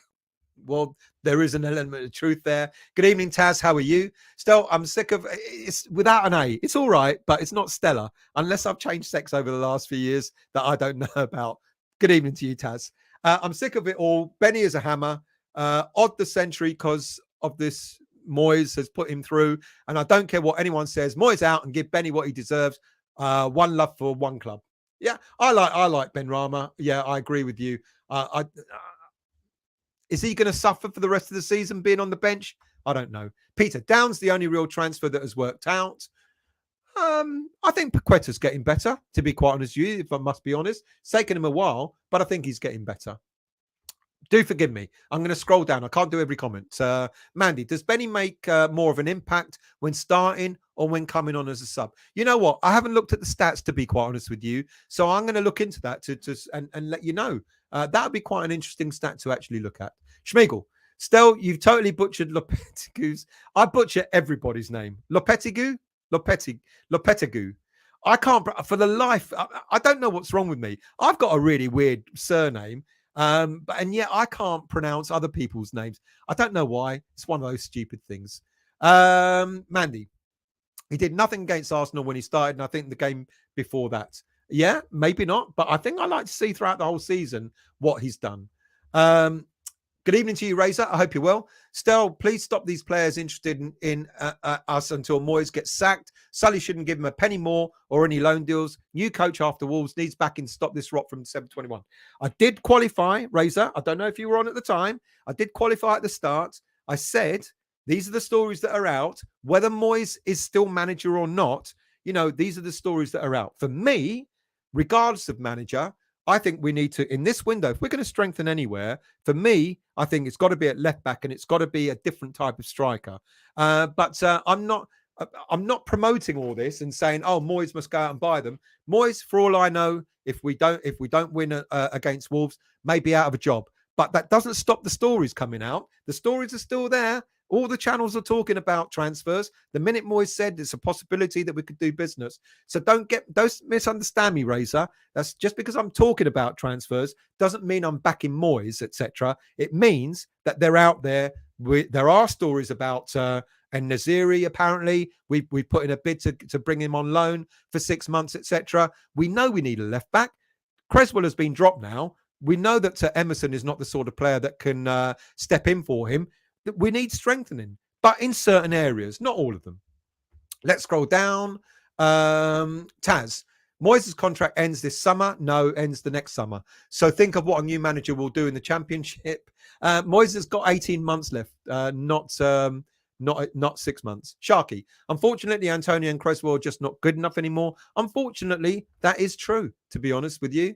Hammer, I think Gio said Antonio has scored 6 in the last 40 games for us. Not good enough for a backup striker in the Premier League. Now, it's interesting, isn't it? Because Antonio, I think I talked about it a week or so ago, did an interview where he said he was upset that he's lost his his place in the starting lineup.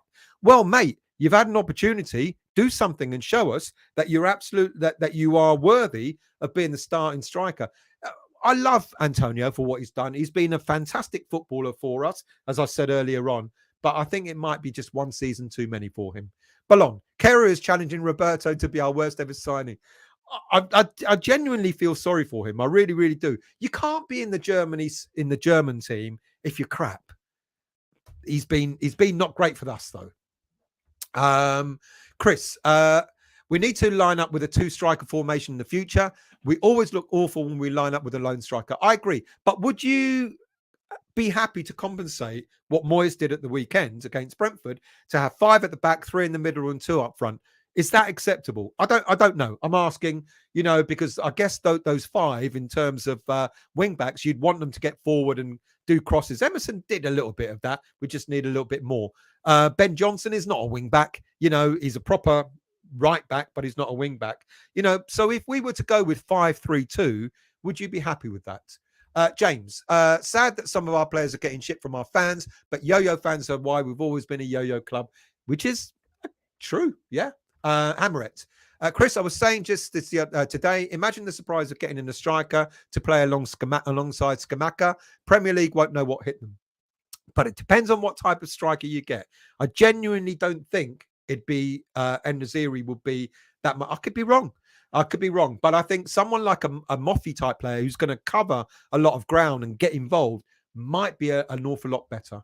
Adam, Antonio was playing well until he went to Jamaica, and since then he's got worse. That is actually, yeah, unfortunately, it's true. His form dipped in from that time onwards. You're absolutely right. Daniela, Razor West Ham. Kera needs time. The rest I would sell. Pushes over. Poch, who's overrated? And Rice, overrated. And the Rice issue, I think, is still up in the air. Can't see him at Chelsea if they're not in Europe. Well, Arsenal apparently think they're going to get him, don't they? He ain't going to Arsenal. Juha, new cat every year until we win a trophy. That is some love and commitment. No, it's just the other half winning, getting what she wants. Peter, players look like they have shit themselves when they get off the coach. Confidence is so low.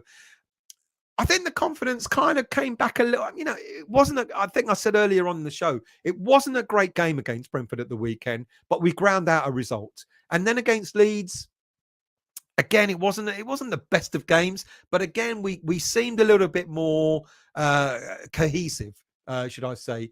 The confidence when you're losing all the time, of course it erodes without a shadow of a doubt. Hopefully, the draw and the win will actually give us that little step up to get our confidence back. Hammerette, Bong, the atmosphere this season has been gradually getting worse and really tough to be there when the toxic fan base is booing. Yeah, he got booed at the home game, didn't he? That's true. Robert, I read that we are going back in for. I saw that earlier today, mate. And I thought, sod that. I'm not including it. Do you remember when we played them last in the Europa League? He was one of the worst players on the pitch. I just remember this. He's about 6'8" or something, and he did nothing in the game at all, both at home and away. He's. I think it's a. I don't think it's a. I think it's a rubbish story, to be quite honest with you. I think because we've had scouts out there, all of a sudden he's being linked to us again. I don't think Moyes is looking at him at all, to be quite honest. Mr. Burden, you're home from work. Have I missed much? Nothing at all. Can I have an extra 20 tickets for Derby, please? Hope I'm not too late for my request. We'll see you soon, Rupert. I hope you're well, mate. Flamer, Emerson is worse than Arthur. They both can play for Besiktas. I can't pronounce it. Kent, good evening to you. The away fans will carry the West Ham team over the line on Saturday. Do you guys support Leeds? Last week was fantastic. The atmosphere was brilliant. We had the best away fans, but I'm biased. We do have great away fans. We actually do. Dodsy's been on earlier. He goes to every home and away game. And it is a great atmosphere when you go to away games, and sometimes it almost is better than it is at home, to be quite honest with you. We sing throughout the whole game. We really back the team. Ballon, lucky to have a ticket for Saturday. See you there, mate. Sharky, give the video. Oh, thank you. Thank you for reminding me. If you're new to the channel, please hit the subscribe button and the bell notification to let you know when I'm next on. If you like the content, please hit the like button as well. Thank you. David M. Can you show us the clip of the bowling picture falling off the back? I don't think I've got that anymore. I think that was on the old West Ham network when the cat knocked the. It's now on a proper wall, so the cat can't knock it down. P-Man, unfortunately, the time for Moyes has come to go. To go has come. It's a results-based business. My concern is the level of manager we can attract. Yeah, that's another interesting thing because I've asked if Moyes goes, who's coming in, and I've been told there's no one lined up. And I'm like, well, surely. I mean, we heard this story that we sounded out Unai Emery before he went to Aston Villa. I don't know how true that is, but apparently that was a story back in October time. So surely every club, as a due diligence, must think about, if things aren't going well, who would I want to come in to manage the team for me? Surely we must have a list. It might be a short list. I don't know. There are quite a few managers who are out of work at the moment. I know that a lot has been spoken about Pochettino and Tuchel. I don't think Pochettino and Tuchel will want to come to West Ham United, to be quite honest with you. I think they want ready-made teams rather than having to build teams up again. So I don't know. It's interesting. Sean Dyche, makeshift, to the end of the season. I wouldn't like that either, to be quite honest with you. Ballon, Rafa is coming. Facts. I wouldn't want that either, to be quite honest with you. I know we've chased Rafa Benitez a couple of times and he turned us down a few times, but I wouldn't want that. Jerry, how serious is Everton saying they would like Moyes back there? I don't think it's that serious, to be honest with you, mate. I doubt it very, very much. Black Country. Going to the game on Saturday, not really looking forward to it, though. It's a good journey. It's a good away day, I'll tell you. I mean, last season we lost there. I think the season before that we may have won there. But it's a good journey up. Plenty of time to have a drink or two or three or four. Excuse me. Daniela. Jerry, more paper talk than can't see Moyes going back. It is more paper talk about that rather than Moyes going back. Let's scroll down. Aaron, if they don't back Moyes, then they might as well. Well, this is it. If they're not gonna sack him. If they don't sack Moyes, if they don't back Moyes, then they might as well back him. Well, yeah, they should. I think. Look, it is interesting. I think all eyes on the next two games. To be honest with you. I don't actually expect to see us doing any transfer business until after the two games, because I think maybe what the board will be thinking is, and maybe it's what was mentioned earlier by Razor, not giving him any more money. I think they're going to see what's going to happen against Wolves. If we get a positive result there, a draw or a win, then they'll see what happens against Everton. If we get a positive result there, then they'll make a decision. Right, there's plenty of time. Let's dip into the transfer market now and let's see what we can get. I wouldn't be surprised if we don't do any transfer business. There's a lot of talk, but I wouldn't be surprised if we don't complete any transfer business until after the Everton game. Aaron again. Oh, you said it. I don't think that they might sack Moyes.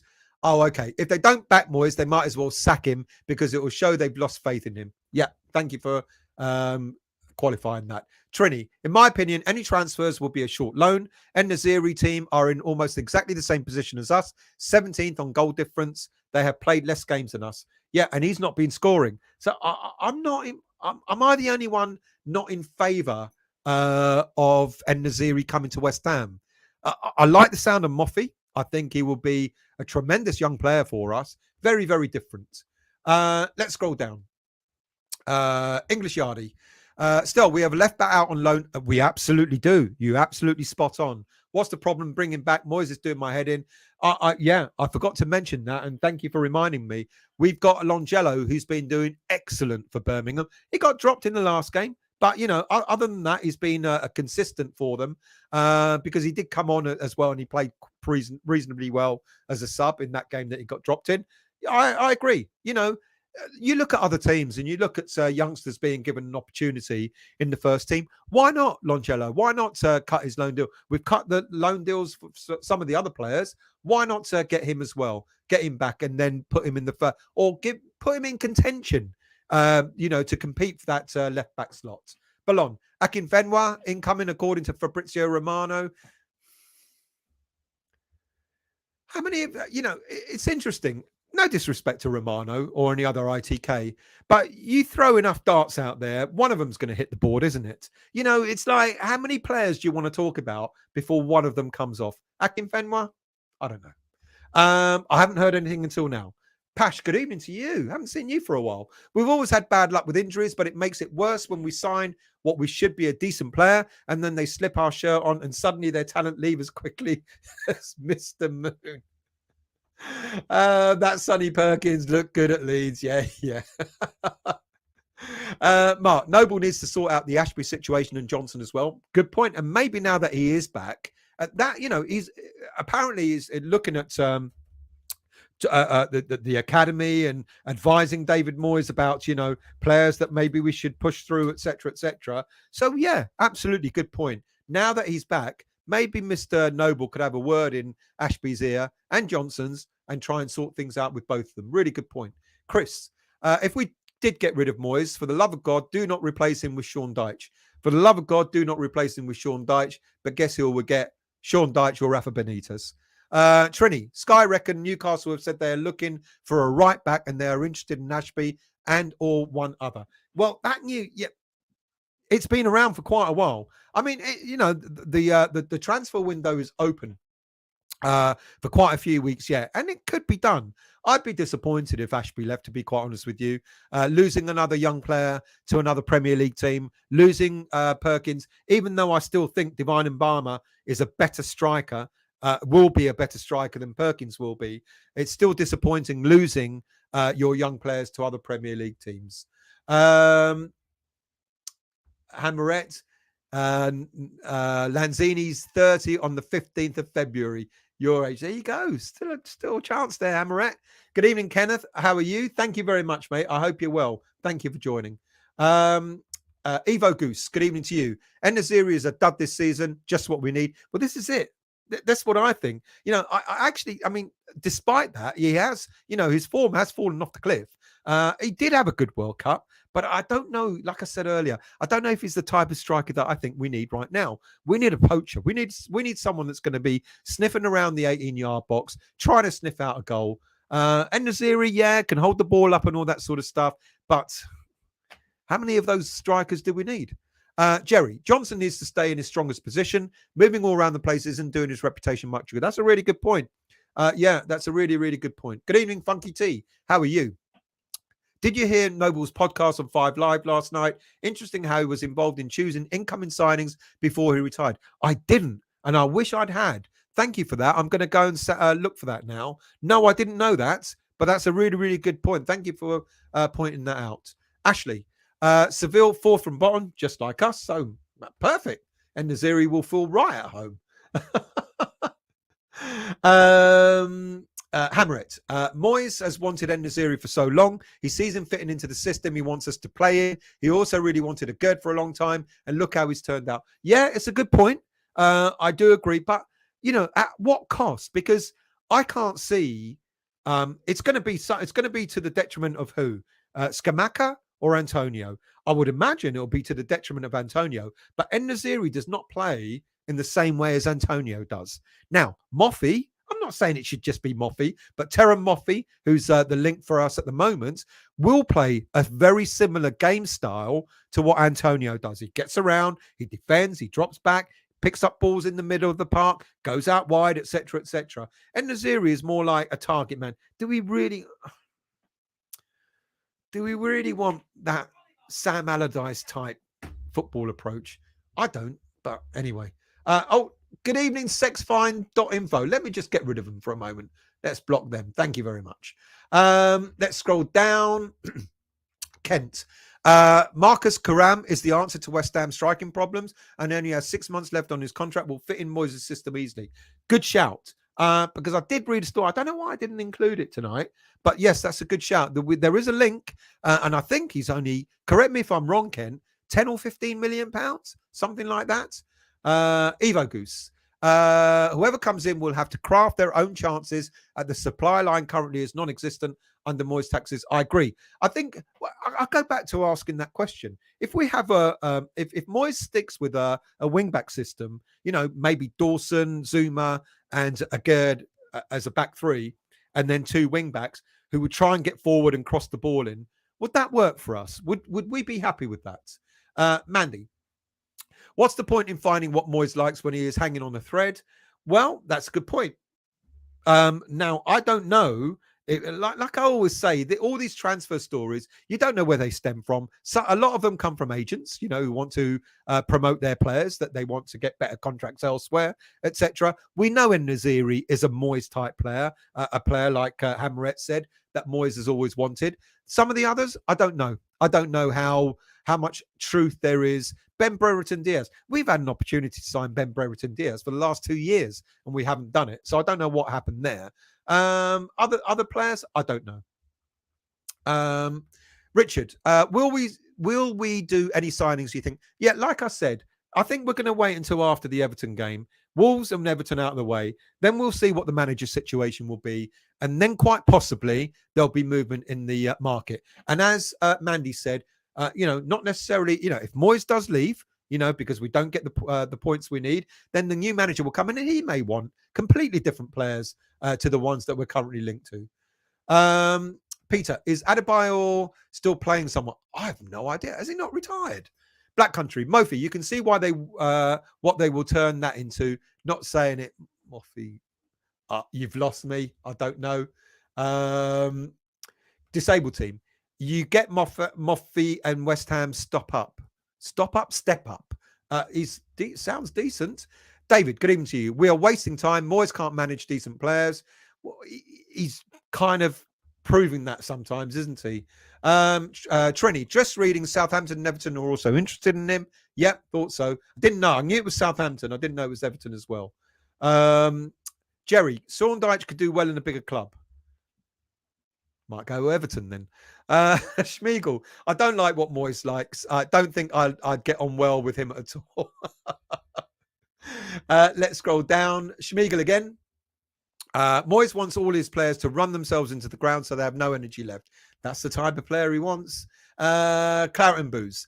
Mandy, Gonzo made a solid point earlier. If they are in comms with the potential new manager Dyche, it could be that they're cross-referencing targets with him as well. Well, I don't know if the new manager is going to be Dyche. You know, that's the one that's, I think, out of all, might be a makeshift manager if Moyes goes. But my understanding is there is no choice at the moment. You know, we keep being told that they've not got anyone lined up. I think they're hoping that Moyes will actually get us out of what we're in at the moment. Garino, get some sniffer dogs running up the line. Might see some pace down the wings at last. David, it's not hard. We've got some great players, but with Moyes, they get no service, nothing, and that's the problem. Schmiegel, does buying Firmino also come with Colgate as a sponsor?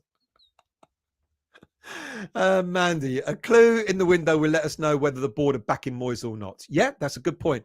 Like I said, I just genuinely don't think we're going to do anything until after the Everton game. See what's happening then, and then we go from there. Lucic looks quality. Yeah, I didn't know much about Lucic, to be honest with you, Trodge, but apparently he's very highly thought of. And he'd be an interesting player to get in. Certainly in midfield alongside Declan at the moment, and if and when Declan does leave, maybe Lucic will be the type of player to sort of take that mantle. Aina, did I miss that bit? You did. Aina's been injured since October and due back sometime later in January, and I doubt very, very much whether we're going to go for him. Let's scroll down. David, we need pace up front to support Scamacca. This is not Antonio. I agree, who's lost his form and confidence in front of goal. However, cannot see us doing anything till we sort our manager situation out. You're all kind of agreeing with that approach. English Yardie, to be honest, does David Moyes deserve to have players coming into the club, especially with the players he already has? David Moyes is not able to utilise the group players he already has. Moyes does my head in. That's a really good point. You know, and other people have said that as well. Why give him more ammunition when he's not using the ammunition that he's got in the proper way? So I agree. Having said that, I do think, like I said earlier, Creswell's a busted flush. We know that. You know, Creswell's been dropped. He's not going to pick up any more pace anytime soon. So I do think, you know, if anything, if we do nothing else, I think we need a left back. You know, or like's been mentioned, get Longello back or do something at left back. We need to cover that position. So many seasons, so many transfer windows have gone by and we've been linked to so many left backs and we haven't brought one in. Emerson, as I said, all right as a wing back, but he's not a natural left back. So if anything, at the very, very least, I think we need a left back and a striker in this window. Will we get to? Don't know. Possibly not. All the other positions are more nice to have, in my mind. You know, Lukic would be good to have, you know, but not an essential at this moment in time. Any centre back that we're linked to, you know, with Dawson back and Zouma coming back and a Gerd back, etc., again, would be a nice to have rather than essential. Right back, we can kind of get away with that with Soufal. Soufal has been showing that he wants to sort of keep his place in the squad. You know, he's playing for the shirt. So we can probably get away with right back as well. Up front, I think we're light. I think you're right. Antonio isn't doing it. So I think we need something else there. And then, so those are the two positions for me at this moment in time that I think we need to improve on. Pash, Zaza, Anderson, Allaire, Arbeloa, Masuaku, Kera, Vlasic, Emerson should have all been good buys for us. But my God, we've had bad luck. They would have all been probably smashed. He probably smashed it at other clubs. Zaza, that was a poor buy. Allaire, I think, was a good buy, but we didn't use him in the right way. Arbeloa was, I think, a bit too old. Masuaku, he's had years to prove himself. Unfortunately not. Anderson, how's he doing at Lazio now? Is he back in Italy? Is he doing better? Vlasic, yeah, I agree. Kera, he should be good.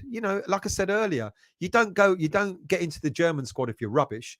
And Emerson, I expected more from him, to be quite honest with you. I'm going to scroll down, so do forgive me for not picking up all your comments. Peter, we missed out on Ben Mee from Burnley and Pope. Both would have been good for us. Absolutely agree. Yeah, with you on that. Chris, no, not Michael Keane. I'd rather Roy Keane. Like I said, don't shoot the messenger, Chris. Disabled team. Still, the Everton fans would drive Keane down to West Ham. Yeah, I've heard that before. Good evening, Andy. Southampton are in the pound seat for Keane. I hope they get him. Sixth choice at Everton. Couldn't get a game for their under-21s. Look, like I said, he must have been a good player at some point to have been sold for £25 million, to have made the England team, etc. But he's been way off the mark, hasn't he, for the last couple of seasons. Schmiegel, seeing comments from some Everton fans saying that they would drive him to London Stadium. Let's scroll down. Black Country. Sullivan wouldn't spend 40 million. Don't make me laugh. So, no. Well, actually, he would. He has. He spent 35 million on Scamacca. He spent near on 50 million for Paqueta. So he would spend the money, but I doubt very much we're going to spend 40 million pounds on a centre back in a January window. Very, very, very unlikely. English Yardie. Still, I've heard Keane and guess who? Lingard. Oh, Moyes love affair with Lingard. I hope that doesn't rear its head again in this window. Lingard. Nottingham Forest showed him more love. Fuck off. Nottingham Forest showed him more money. That's what they showed him. All this thing about, they showed me more attention, more love. Leave it off. Bloody hell. Moyes couldn't show him any more love if he tried. It was unbelievable. Lingard coming out and saying that was insane. I'd take Harry Maguire. Yeah. You know what? Yeah, probably I would take Harry Maguire. The only problem is he's on 200 grand a week. So I'm not sure we'd go in for him. I think I said earlier in the show, Aston Villa apparently are interested in him. Keith, Dizazi just sounds like a disaster, and we got enough of them in defence. He's a very good player, but not for £40 million. Do forgive me. Like I said, I can't read out every comment, so I apologise for cutting out a few. Julie, good evening to you. Better very late than never. Girl, you didn't miss much, really, to be honest with you. You know what I'm like. I talk bollocks at the best of times. Evo, Moyes needs oven-ready players. Ain't got time to develop. He's in relegation scrap. I agree. So that the player that I talked about earlier on, the young Moroccan international, El Kanous, sounds wonderful. But he's not likely to walk into our team, is he? Schmiegel. Moyes has pictures of Lingard, Keane and En-Nesyri over his bedroom wall. His wife says he stares at them all the time when he's at home. I'm glad you've all still got a sense of humour. I was getting worried that the sense of humour was running out, to be quite honest with you. Jerry, why do we wait until the last day of the transfer window before we buy anyone? Well, here's an interesting thing. I said it in my last show. When Moyes talked about bedding in players and it takes time, etc. And he was partly the cause of that because he was reliant on buying Kostic, Onana, Lingard, etc. He was going for players and he was trying throughout most of the transfer window to get those players. And then when they went elsewhere, that's when, all of a sudden we were trying to get players in and it took longer to get the likes of Paqueta in, etc., etc. Rod, Moyes will never let a young player play regularly in the first team, which is such a shame. Because he talks about how enamored he is by the Red Bull system, that how they develop youth, how they put youth through the system, buying young players, nurturing them, selling them at a profit, etc. And yet he doesn't do that at West Ham. Hammerette, if we manage to get Moyes' number one target En-Nesyri on loan, then I can see the board giving Moyes full backing to the end of the season at the very least. Yeah, it's a good point. Peter. Moyes still has Lingard shrine in his living room and cries himself to sleep every night because he turned us down. Hammerette, I'm still a tiny bit Moyes in. He may actually sort this shit show out. He may well do. Martin, it wouldn't surprise if Moyes returns to Everton next season when he gets the sack and Everton are relegated. You know what?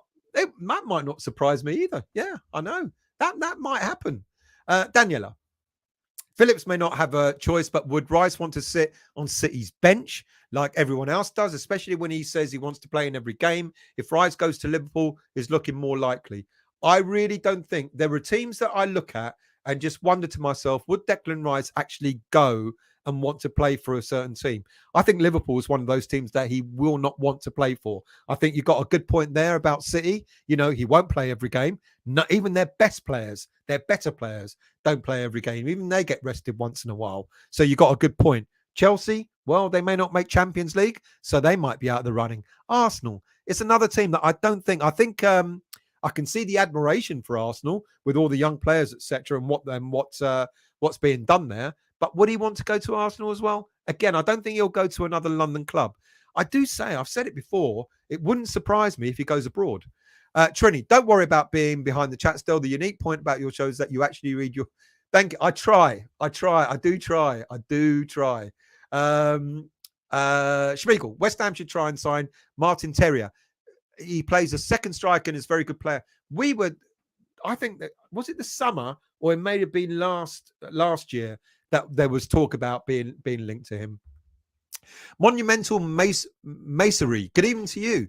There's been much togetherness the last few games. Hope the tide turns for. I think we all do. I think we all want what's best for West Ham, don't we? We may want it in a different way, but bottom line is we all want what's best for West Ham, without a doubt. Let's scroll down. Black Country. I think Moyes gone Saturday or Sunday morning, and I'm going to get to the game. Wolves are in a form of that at the moment.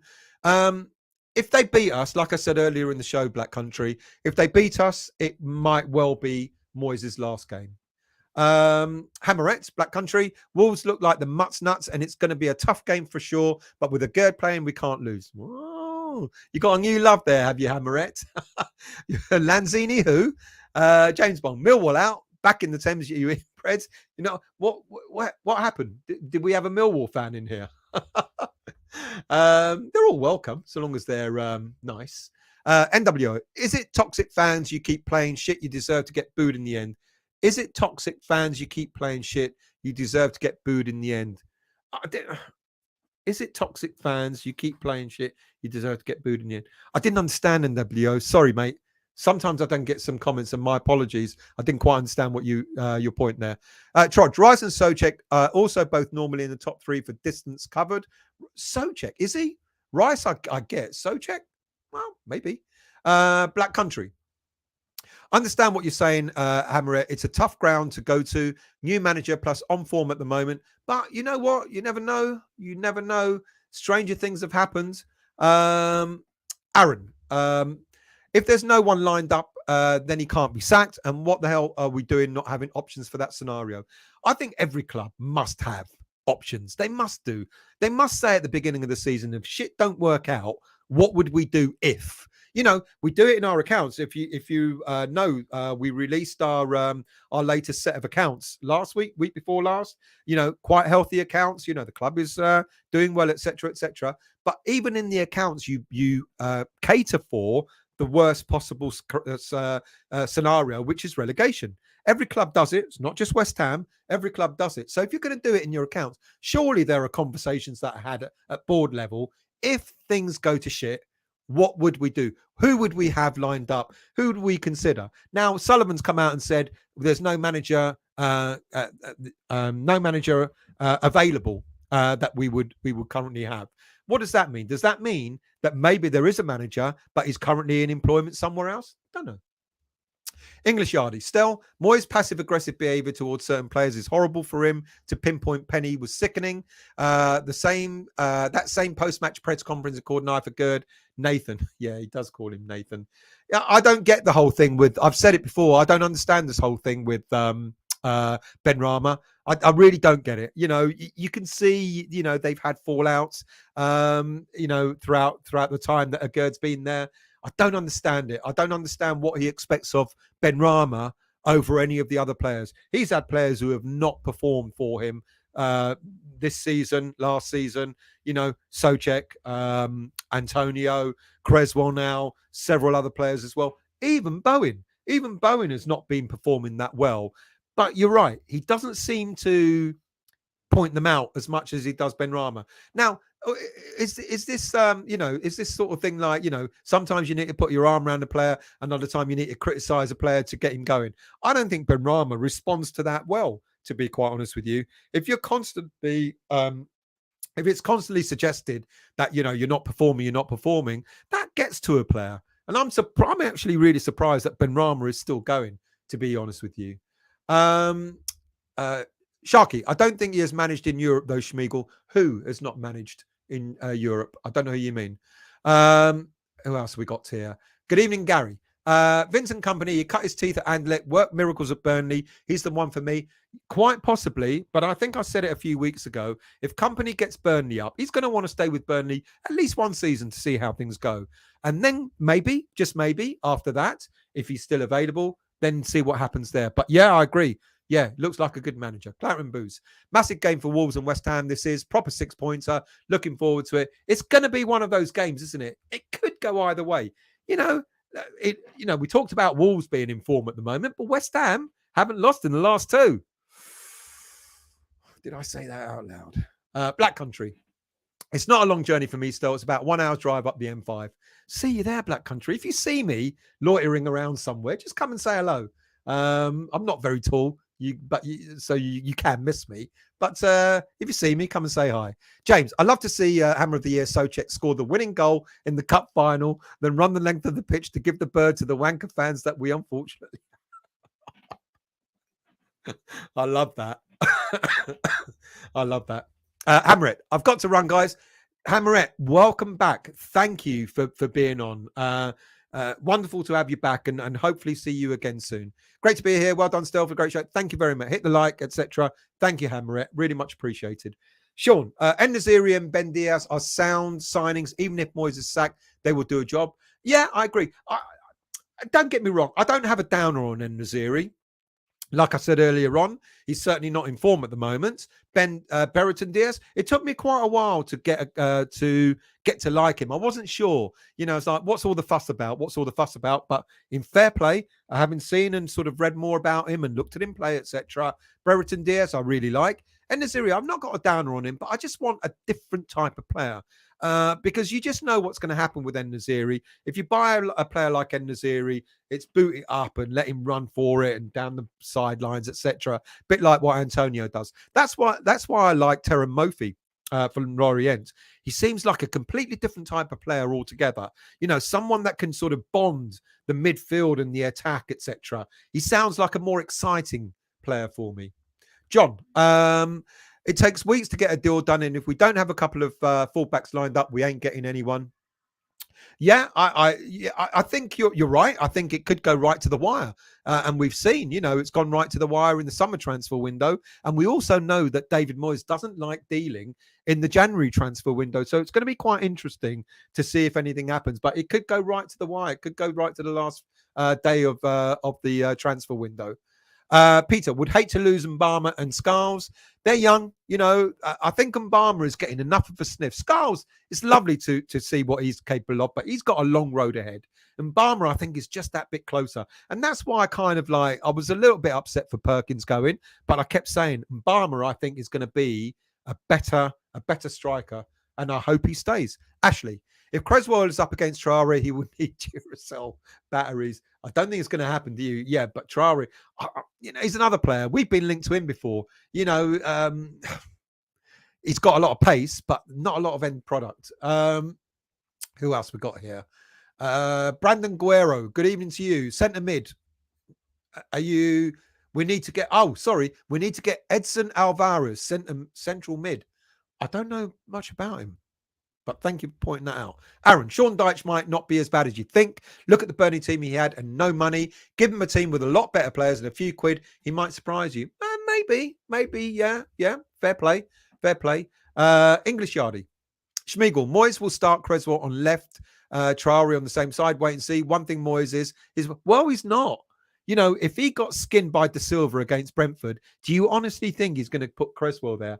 I don't think he will. I think he'll go with a three at the back. I think he is going to hope that we got Zouma back, and he'll put Zouma, Dawson, and Agerd, as 3 centre-backs. And I think he will play the wing-back system against Wolves to try and compensate for Traore. Not only Emerson, I expect more of him, but he's got a bit of pace. And also, Gerd has got a bit of pace on the left as well. I don't think he's going to play Creswell on Saturday.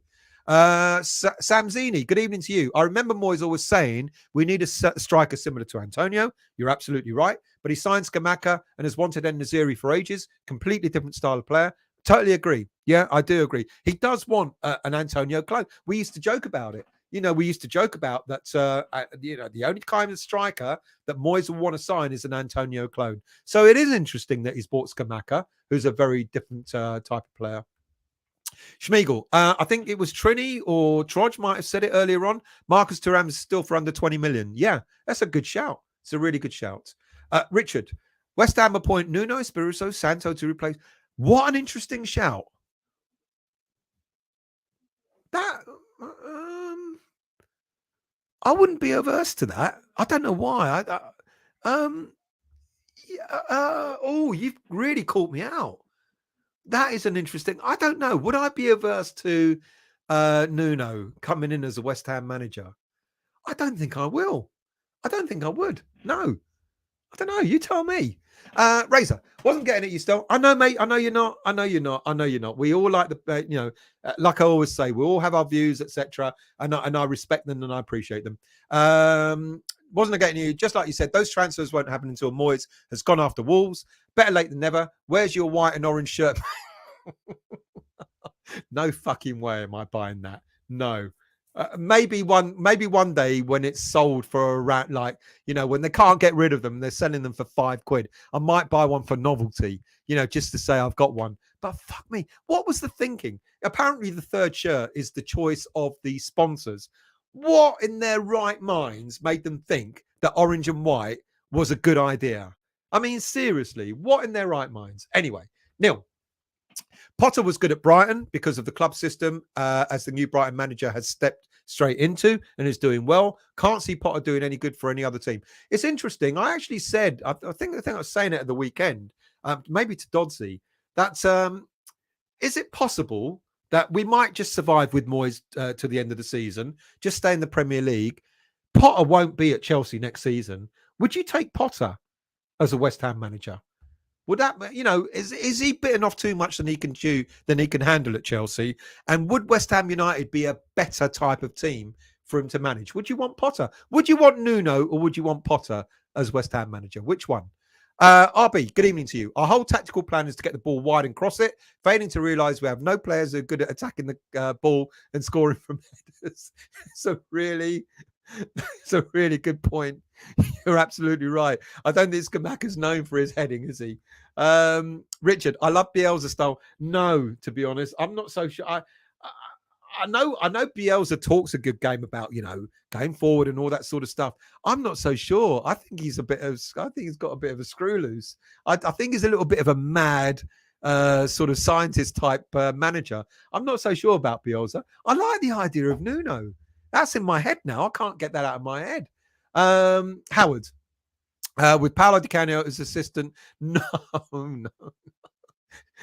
We love Paolo, but we don't want his reputation tarnished, do we? Evo, Moyes' current philosophy of pedestrian build-up, safety first, sideways, backward football. Might as well go route one. Well, yeah, good point. Yeah, might as well go route one. At least we're closer to the goal to try and score. Chris, big mistake to sign Dyche. Sends a terrible message to the players in the dressing room. It would be a move that just oozes lack of ambition. But it's interesting. I don't want Dyche, to be honest. NWO, we're shit and we know we are. This is the real West Ham. We can be good and we can be shit, can't we, NWO? That's the thing with West Ham United. That's why we love them. And Zamzini, we need our fullbacks upgraded and we need pace. I agree with you. We have to be the slowest team in the Premier League. I think we probably are when we play all our 30-year-olds, without a shadow of a doubt. We need the left side. The left side is screaming out for a replacement player. Like I said earlier, I think we can get away with the right side. I'm not as worried as on our right back situation as I am on our left back. Sai, just looked at some of the Murphy's goals. He looks decent. He looks a decent footballer.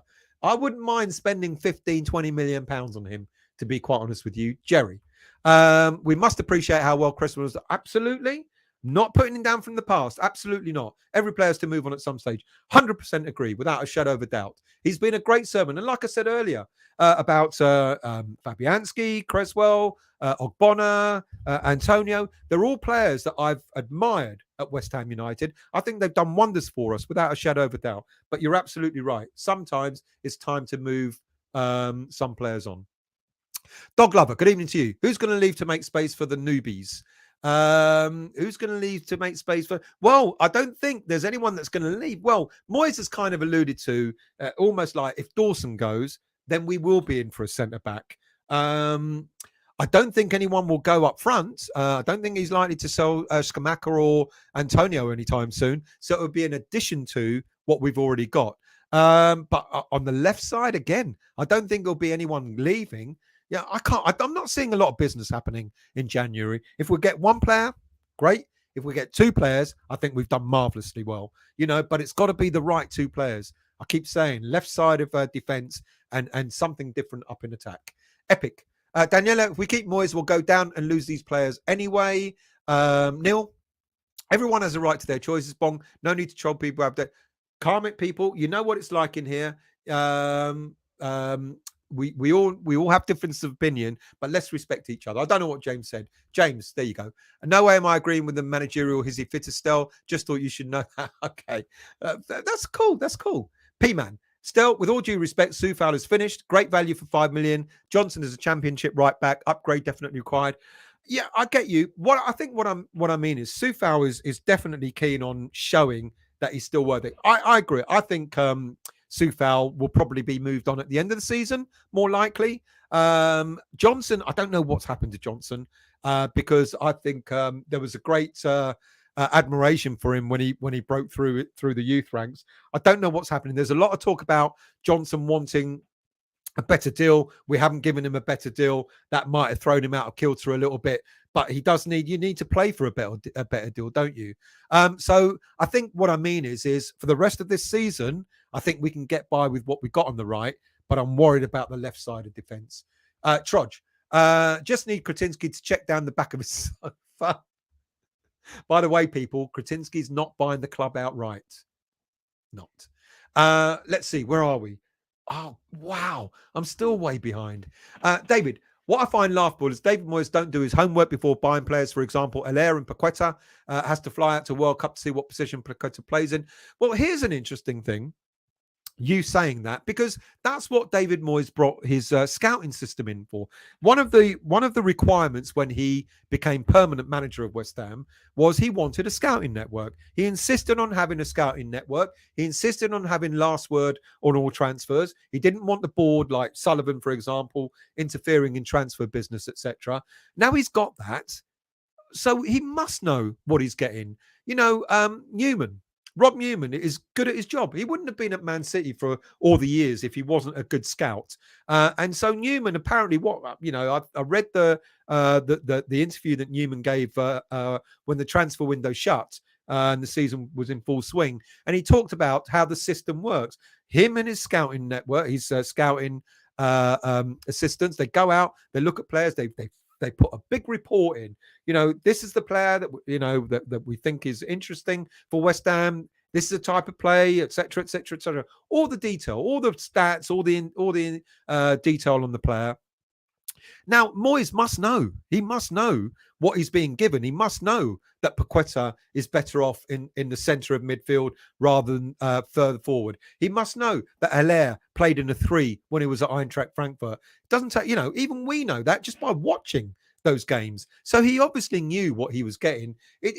I guess, what other people have said before is Moyes has a system and he wants players to fit into the system rather than adapting to the players that he brings in. And I think that's why Scamacca's suffering at the moment. And it was interesting to see Moyes go for a 5-3-2 against Brentford at the weekend because it was a change. It actually changed the system. Okay, it was a defensive-minded change, but I never in a million years thought I'd see 2 up front. I thought it'd be a 5-4-1. So when I saw Bowen starting up front alongside Antonio, I think we were all a little bit surprised. We went, okay, That's not bad. But you're absolutely right. He must know what he's getting. Paqueta, I think I said this when we were linked to him. I've said this so many times. I do apologise. When he was at AC Milan, they played a similar system to what Moyes did, 4-2-3-1. And it didn't work for him. He was advanced. It didn't work for him. He went to Lyon, who the manager I can't remember the manager's name, adapted the system to play a 4-3-3. And Paqueta excelled in that. Moyes must have known that. He would have got the report to know that. It's weird, isn't it? It's weird. Right, I'm scrolling right down. English Yardie. Moyes as manager, our youth have no hope being part of the senior team. That's why, for me, he has to go. Other clubs value our youngsters more than Moyes does. I do not get it about Moyes. I'll be honest, I don't understand that because, like I said earlier in the show, he talks about the Red Bull system. He talks about wanting to adopt that into West Ham United. And it's weird that he just doesn't do it. John North. I'm an Arsenal fan tuning in. Like and subscribe. Not here to troll, but tune in, comment, and have good banter. Mate, you're all welcome. Thank you for joining, John. Much appreciated. We've got Leeds fans here. We've had Everton fans here. Arsenal fans. Really, really appreciate it. You're all welcome. You know, we respect you. You respect us, and that's fine. And you're still bloody better than us, which is really annoying. But there you go. But welcome, mate. Much appreciated. Kian, how are you? Emerson and Creswell don't cut it at left back, safety, and the cup run. I'm happy with a rebuild season. Yeah, I agree. Emerson and Creswell, they don't. You know, Emerson, good wing back. Creswell, he's, you know, love him, but he's finished, you know, in the Premier League. I think that game was one game too many for him against Brentford. He was so found wanting. He wasn't even injured. He just couldn't keep up with the Silva. I hope you're well, Kieran. Anyway, we'll see you soon. Adam, if we can score first goal against Wolves, I think we can go on and win, but it'll be a hard game. Just need to play 90 minutes, not just bits and pieces. Absolutely agree with you there. Martin Duggan. Zinedine Zidane was seen in the pie and mash shop in Christchurch. Fuck me, I'll take him, but like a shot. God, imagine having Zinedine Zidane managing West Ham United. Be like, what the fuck's all this about? I would love it. I mean, you know, it's a pipe dream. Sammy, do you think if anybody makes a 20 million offer for Benny that Moyes might sell?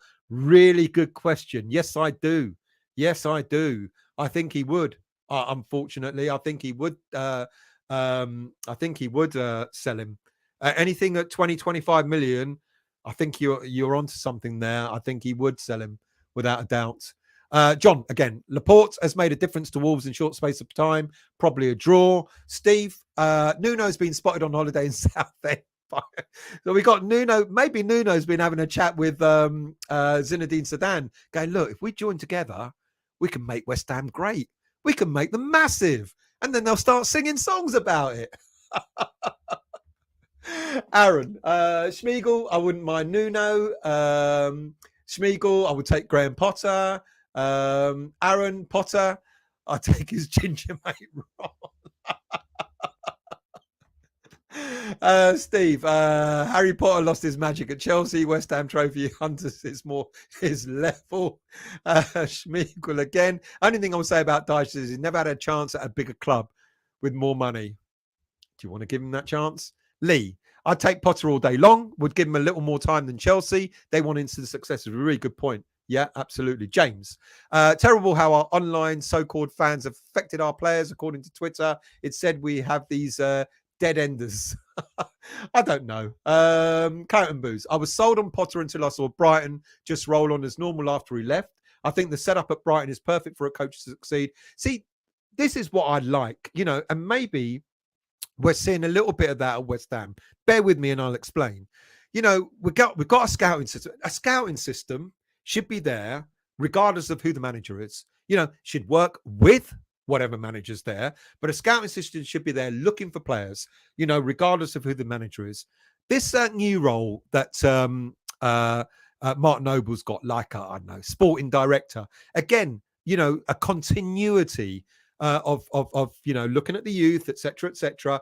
All those should be in place. This is what we haven't had at West Ham ever, you know, or certainly not under the current owners. You know, we've never had that. And I talked about it. You know, I talked about a few weeks ago how we're great at our business side of things. You know, the accounts show that we are great at the business side of things. If only we were as good as the footballing side of things and getting that in order as we have done with, you know, the money we've saved, you know, by moving to the stadium and all that sort of stuff.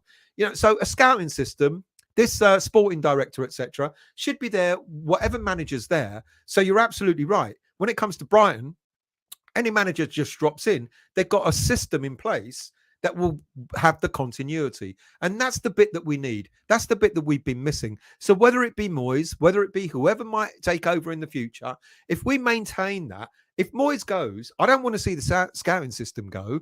I want to see the scouting system stay there. Keep looking at players, recommending players to whatever manager's there.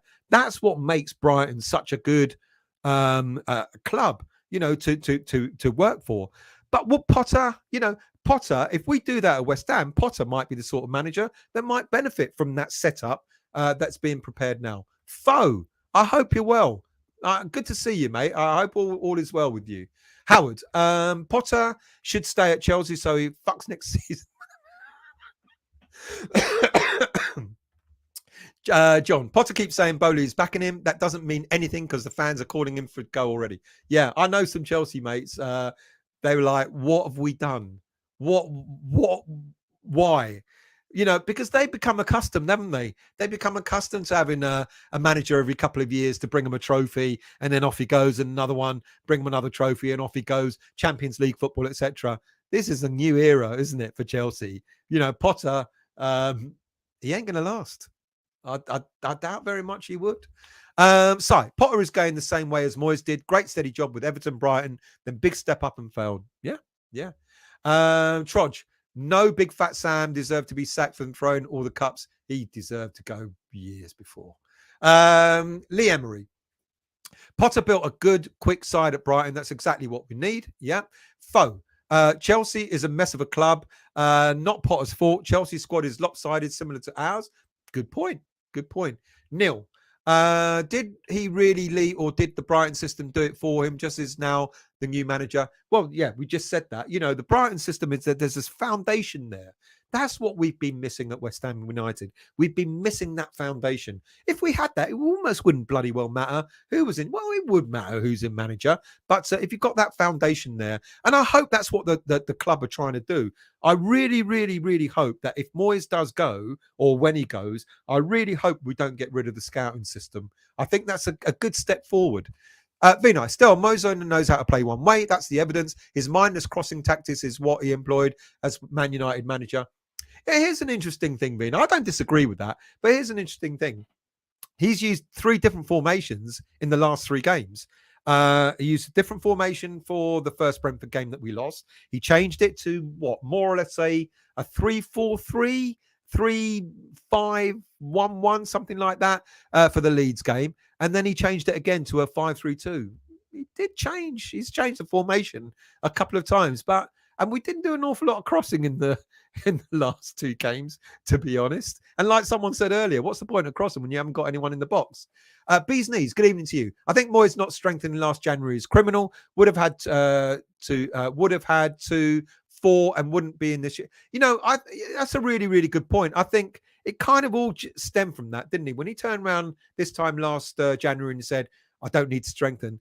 If only, and we kept saying it, if only he got just one player in. Just one player. That's all we needed. And it could have made a massive, massive difference. Even if that player was just sat on the bench, as backup. Alan, we needed a good old-fashioned tough player for years, a modern Bonds or Dix to take some control on the pitch and G up the team. Do we have that? We haven't really, have we? Got a lot of nice players. Dawson can rough a player up or two, but that's about it, really. I know what you mean, a bit of a bruiser. James. Moyes is the only manager in our club entire history that's made 2 consecutive European League qualifications, yet is entirely lost amongst some channels. Look, credit to him. He has. I mean, look, I'm still like clinging to the belief that he might just get us out of this. It won't be pretty. He may have to go route 1, as someone has suggested earlier on. It won't be a pretty watch, but there's a possibility that he could. But it's the next 2 games that are absolutely crucial here, without a shadow of a doubt. John, for years and years, the West Ham Academy produced so many players, and yet, like so many other clubs, very few, if any, players are coming through. Yeah, and we think it's only just us, but there are other clubs that have, you see a lot of Chelsea youth players going elsewhere and then making it. So it's not just us. But again, it's like, It's like we're in our own little bubble, and we think that it's only us that do it. Apparently we're interested. I don't know what he is. I think he might be a right back or I can't remember. There's a player at Leeds that we're apparently interested in who's not signing an extended contract that we might be looking at getting in. It happens elsewhere as well. Trini, I like what they have at Brighton. They have an algorithm and a team set up, and the manager has to fit in. That's maybe the way it should be. Now, will it take them to the next level? That I don't know. That's the only thing. Are you happy to just be mid-table for a long time? If you want to achieve more, do you have to break that mold? That I don't know. V-Night, no need to worry about relegation. Moyes can use his credit in the bank to claim 10 extra points from the Premier League if needed. CJ, have you seen what's happened to Maxwell Cornet? Have I seen what's happened to Maxwell Cornet? Well, I talked about him earlier on. Now, unless something else has broken tonight, which I don't know about, my understanding of Maxwell Cornet is this. He's seen a specialist, as we all know. Specialist has said he's not seen anything like it in 25 years of practice, blah, blah, blah, with his calf injury and all that. He's had a series of injections which are hoped to cure the calf injury that he's got to sort of get rid of it. From my understanding, he's had another injection. If that doesn't work, then it's almost definite that he will have to have an operation. He'll have to have surgery. If he has surgery, you can kiss the rest of the season goodbye. I don't know how long it takes to get over a calf injury, calf surgery, to be honest with you, but I doubt very much it's going to be a quick turnaround. He's already been out 3 months as it is. Two hot takes. One, we don't need a new striker. Why not? We need a new attacking midfielder, which Paqueta isn't. I would dispute that. I'll pick that up. Let's go through each of them. The reason why I don't agree with you there is because we do have Fornals. We do have other players that can play in that attacking midfield role. We could put Ben Rama there. We can put Lanzini there. We can put Fornals there. We have options in that area, which is why I think we need something different up front. When it's not happening for Scamacca, we need something different. It isn't Antonio, unfortunately, with the greatest of respect to him. It's just like, Antonio is just not the player he was. Okay. 2, we win the Conference League and survive with Moyes' successful season, in my opinion, which I predicted at the start of the league. And that I 100% agree with you. It won't be pretty, but if we win the Conference League and we survive with Moyes, that will be a successful season. I know a lot of people may not see that as successful, but I'm with you on that one, mate. Totally agree. Trini. Only twice before in our long history we've finished top 10. The top 2 in the top league, back to back. Maybe this sort of season was to be expected. That's a good point as well. Maybe this is, maybe we've got to go through this pain. And then hopefully, if we get through it, and if Moyes is still there, then we can pick up. And ironically, it's exactly what he did at Everton, where they had a reasonable 1 or 2 seasons when he was first there. Then they dipped. And I think they only just avoided relegation there. And then thereafter, they never finished anything below 11th place. That could happen. Or it could become really even worse and we could go down. Will we go down? I'm not so sure that we will, to be honest with you, but it'll be a scrape. It really will. Neil, when we are counter-attacking team, but we haven't seen any of that all season. Well, the interesting thing is, the irony is that Moyes said at the beginning of the season, we've been found out, so we need to play a different way. I think fuck that. Go back to being counter-attacking, because that's when we were better. We had more pace. People like Fornals starting forward, etc., etc.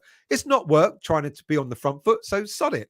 Go back to what we know best. If we become a counter-attacking team again, and that works for us, then let's do that. Excuse me. Schmeigel, the problem is we're only a counter-attacking team after sitting back and let the opposition dominate possession. We don't high press, try and win the ball then and counter-attack, which is why I'm saying let's go back to doing what we knew best.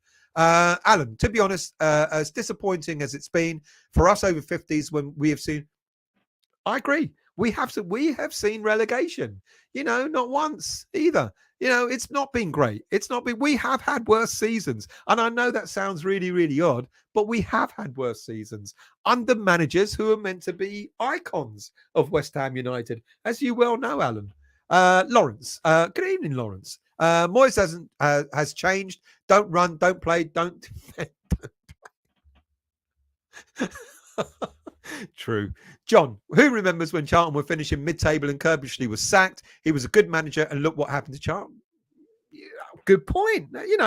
These are good points. Yeah. All of a sudden, Kirbishley weren't good enough for them. And where are they now? Dabs, how are you, mate? Fornals is the key to helping Scamacca and Paqueta, whilst I thought Emerson played well when Benny got subbed on. I want more from Emerson, to be quite honest with you. But you're spot on about Fornals. I've been saying this for quite a few weeks now, and I don't understand what's happened to Fornals. I know he played against Leeds, and he wasn't played against Brentford. I'm hoping to see Fornals in the lineup against Wolves at the weekend. And I agree. I think Fornals is the link between Scamacca and Paqueta. Fornals can do that job in the middle. He can link up midfield with the attack. I think Fornals is far more. I think Fornals is much undermined, to be quite honest with you. Clarion Boots, agree Fornals would be a dream in a 10. Yeah, I 100% agree. I think Fornals, all right, he was a bit hit and miss in front of goal. I mean, it was funny against Leeds when the ball broke free to him. All he had to do was slot the fucker home, and he missed. And then he went, penalty. Mate, he should have just banged it in. And he did that a couple of times, but I like Fornals, and I don't know what's happened. I'm not quite sure why he's not being picked regularly. John, West Ham have excellent players that don't seem to be able to gel. Well, here we go. Fornals is one of those sorts of players that I think can gel the team. Razor, tell James Brownie knows bong. Moyes was the only coach to have relegation in 5 years. So 2 years of 6 and 7 and winning or nothing is something that lights you up and win. Come on, lads. Look. Like I said, like I always keep saying, we have differences of opinion. That's absolutely fine. But don't start sounding each other out. Foe. Don't need to press as a counter-attacking team. You absorb and counter quickly. That's why we're lacking a pacey attacking midfielder to string the counter. Lingard-esque. Look, that's done and dusted. We're not going for Lingard, Foe. David, I think Fornals can do that. And we've seen him do it. What was the goal that he scored where it was played to him? Was it against Leicester? Was it away from home against Leicester a couple of seasons ago where he controlled it and whacked it? I mean, he can do that, Fornals. David, until we get more youth and pace in the side, we cannot play a counter-attacking game, in my opinion. Good point. Steve, money rules football more than the past when we got relegated. Yeah, get relegated now, and it's going to be, it will be not good. Let's scroll down. Dabs, I'm down at the bottom. This Oxford game gives Moyes the opportunity to start youth like Okoflex, Equa, and Mbama. What Oxford game are you talking about? Oxford? Have I missed something? Keith, I refereed a charity match for the BMF at Charlton's ground, where there's still a Premier League club. Seems like a long time ago now. I've got you. Yeah, you're a ref, aren't you? Lawrence, we need to be a quick thinking, quick moving team, which we're not. And that brings me to the end. No, it doesn't, because English Yardie has said, Scamacca, Paqueta, Fornals, no Socek for me. I agree with that. Cloutman Booze, yeah, and that's the problem, Chodge. Our aging fullbacks can't get up. Yeah, absolutely. Krez and Soufal should just defend. Let the wingers be wingers. Yeah, either play 4 at the back with traditional right back and left back, and don't expect them to get anywhere past the halfway line, or play wing backs but play more effective wing backs. I agree. You meant Derby. Who did you say earlier? I did get confused. I don't know. Derby, they're going to be up for it, though, Would you play some of the youth in that team? I don't know. Away from home as well. I'm not so sure. Foe. The attack is completely disjointed. Antonio is a repetition player, and constantly shuffling of the pack doesn't help. Fornals is not pacey enough to play. Fornals doesn't have the Lingard pace. I agree with you, but I think he can be that sort of outlet. We've seen him do it. But anyway, that's it. I'm stopping. We've done 2.5 hours. That's enough for me, guys, girls, people. thank you all very much for joining in the chat. Much appreciated. Whilst Claret and Booze is here, I am going to nick, if I can find out how to do the technology, mind you, me and fucking technology. If I can find a way of doing phone-ins, I will do it. I won't lie. I think it's a really great idea. And sorry, Nick, if you're on, I am going to try and nick it and try and do it because I think it will really go well for a Monday night show if I can do it. I'm not promising anything. Fucking internet cut out halfway through the show tonight anyway. But anyway, thank you all for the chat. Much appreciated. Really appreciated. Come on, people. Let's see what happens on Saturday. Let's go and get that win. It'll be a great day out if we do. Do hit the subscribe and like button and the bell notification if you're new. Hit the like button if you're not new. Thank you all very much. I'll be back soon with a couple of other shows throughout the week. Thank you all very much. And I bid you all a very, very good week and see you all soon.